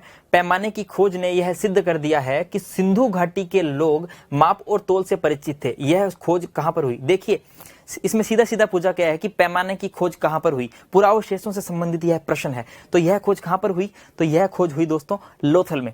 तो लोथल में पैमाने की खोज हुई। इसके अलावा लोथल में दिशा सूचक यंत्र, नाव के मॉडल, यह भी यहाँ पर खोजे गए हैं। कालीबंगा की भी हमने बात की थी। कालीबंगा में हमें भूकंप के प्राचीनतम साक्ष्य मिलते हैं। ऊंट की हड्डियां जो कि बहुत महत्वपूर्ण है, ऊंट की हड्डियां भी हमें दोस्तों कहां से मिलती है? कालीबंगा से मिलती है। चनहुदड़ो जो कि एक औद्योगिक नगर था जिसकी हमने बात की। इसके अलावा हड़प्पा की हम बहुत बार बात कर चुके हैं, तो अब तो आपको याद हो ही गया होगा हड़प्पा के बारे में। चलिए अब नेक्स्ट हम प्रश्न देखते हैं हमारा, जो कि RSRTS प्री 2012 में पूछा गया है। सर्वप्रथम मानव ने किस धातु का उपयोग किया? सर्वप्रथम मानव ने किस धातु का उपयोग किया? तो यहाँ ऑप्शन है लोहा, तांबा, सोना और चांदी। तो दोस्तों जानकारी के लिए बता देते हैं, सर्वप्रथम मानव ने जो धातु का यूज किया है वह है तांबा। जी हाँ, तांबे का सर्वप्रथम प्रयोग किया गया था। जो लोहा है, देखिए लोहा हमें मिलता है उत्तर वैदिक काल में। जो वैदिक काल है उसे 2 भागों में बांटा गया है, एक ऋग वैदिक काल और एक है उत्तर वैदिक काल। ठीक है, तो जो उत्तर वैदिक जो काल है वहां हमें लोहे के साक्ष्य मिलते हैं, और उत्तर वैदिक काल इसके बाद की सभ्यता है, वैदिक सभ्यता जो सिंधु घाटी सभ्यता के बाद की सभ्यता है। तो लोहे के साक्ष्य हम नहीं मान सकते, तांबे के साक्ष्य मिले हैं। इसके अलावा चांदी और सोना। चांदी और सोना का प्रचलन भी सिंधु घाटी सभ्यता के लोग करते थे, जैसे कि सोने के मनकों से निर्मित 6 लड़ियों वाला हार हड़प्पा से हमें प्राप्त होता है और चांदी का मुकुट हमें हरियाणा के कुणाल नामक स्थल से प्राप्त होता है। तो इससे हम चांदी और सोना का भी यहाँ प्रचलन था ये मान सकते हैं। और तांबा जो है सर्वप्रथम जो खोज की गई, तो जो धातु का उपयोग किया गया मनुष्य द्वारा वह है तांबा, तो ये आपको याद रखना है। चलिए नेक्स्ट देखते हैं हम। एसएससी 2015 और बीपीएससी 1994 में यह प्रश्न पूछा गया है कि सिंधु घाटी सभ्यता किस युग में पड़ता है, यानी कि सिंधु घाटी सभ्यता को इतिहास के किस युग में रखा जाता है। तो इसमें ऐतिहासिक काल, प्रागैतिहासिक काल, उत्तर प्रागैतिहासिक काल और आद्य ऐतिहासिक काल। जैसा कि मैंने आपको बीच में बताया भी था कि जो हमने इतिहास को जानकारी के लिए 3 भागों में विभाजित किया, जिसमें जो एक है प्रागैतिहासिक काल, एक है फिर आद्य ऐतिहासिक काल और एक है ऐतिहासिक काल। तो जो इसका जो सही आंसर है वह होगा आद्य ऐतिहासिक काल, क्योंकि साथियों आद्य ऐतिहासिक काल मानव सभ्यता का ऐसा काल है, मानव सभ्यता या संस्कृति का वह काल है जिसमें साथियों लिपि का आविष्कार, लिपि का विकास हो चुका था, लेकिन यहाँ की लिपि पढ़ी नहीं गई थी। प्रागैतिहासिक काल में किसी भी प्रकार की लिपि का विकास नहीं हुआ था, तो इसका जो सही आंसर है वह होगा आद्य ऐतिहासिक काल। चलिए नेक्स्ट प्रश्न देखते हैं। किस सिंधु घाटी स्थल से नाम का पट्टिका यानी कि साइन बोर्ड जिसे हम बोल सकते हैं या फिर नेम प्लेट बोल सकते हैं कि अभिलेख हमें मिलते हैं? तो दोस्तों नाम का पट्टिका अभिलेख धोलावीरा से हमें प्राप्त होते हैं। धोलावीरा जो कि 3 नगरों में विभाजित है, पश्चिमी टीला, पूर्वी टीला और मध्य टीला। इसके अलावा देखिए धोलावीरा से स्टेडियम के साक्ष्य भी मिलते हैं हमें, ठीक है। तो नाम की पट्टिका के जो अभिलेख है वह हमें धोलावीरा से प्राप्त होता है। कालीबंगा को भी हम बहुत बार पढ़ चुके हैं। प्राचीनतम भूकंप के साक्ष्य, जुते हुए खेत के साक्ष्य हमें मिलते हैं। और सरस्वती घग्गर नदी के तट पर यह स्थित है, जो कि प्राचीन सरस्वती नदी थी। इसके अलावा मोहनजोदड़ो को हम देख चुके हैं, बृहत स्नानागार की बात कर चुके हैं, अन्नागारों की बात हम कर चुके हैं। तो साथियों इसका सही आंसर है धोलावीरा। तो इस प्रकार आज हमने सिंधु घाटी सभ्यता के लगभग पूरा हमने टॉपिक आज पढ़ा। हमने जाना कि सिंधु घाटी सभ्यता की उत्खनन के प्रारंभिक क्या क्या शुरुआती कदम रहे, कि किस किस स्थल से, और क्या क्या इसके उद्भव के मत रहे, क्या क्या इतिहासकारों में मतभेद रहे इसकी उत्पत्ति को लेकर। फिर हमने जाना यहाँ पर जो सामाजिक व्यवस्था है, यहाँ का राजनीतिक संगठन है, यहाँ के प्रशासनिक और यहाँ के नगर नियोजन के बारे में हमने अच्छे से जाना। इसके बाद में हमने देखा कि यहाँ कौन कौन से नगर किस किस नदी घाटी, किस किस नदी के संगम पर बसे हुए हैं। तो इस प्रकार से, और हमने संभावित प्रश्नों को भी देखा जो कि आने वाले एग्जाम के दृष्टिकोण से बहुत महत्वपूर्ण होंगे, और विगत परीक्षाओं में जो पूछे गए प्रश्न है, ताकि आपको परीक्षा में पूछे गए प्रश्नों के स्वरूप के बारे में मालूम हो सके, तो वो भी आज हमने देखे। तो इस प्रकार से हमने इस टॉपिक को पूरा यहाँ कंप्लीट करने का प्रयास किया है। मुझे उम्मीद होगी कि आपको हमारे द्वारा किया गया यह प्रयास पसंद आया होगा, सराहनीय लगा होगा। तो साथियों आज इतना ही, विदा लेना चाहेंगे, तो धन्यवाद।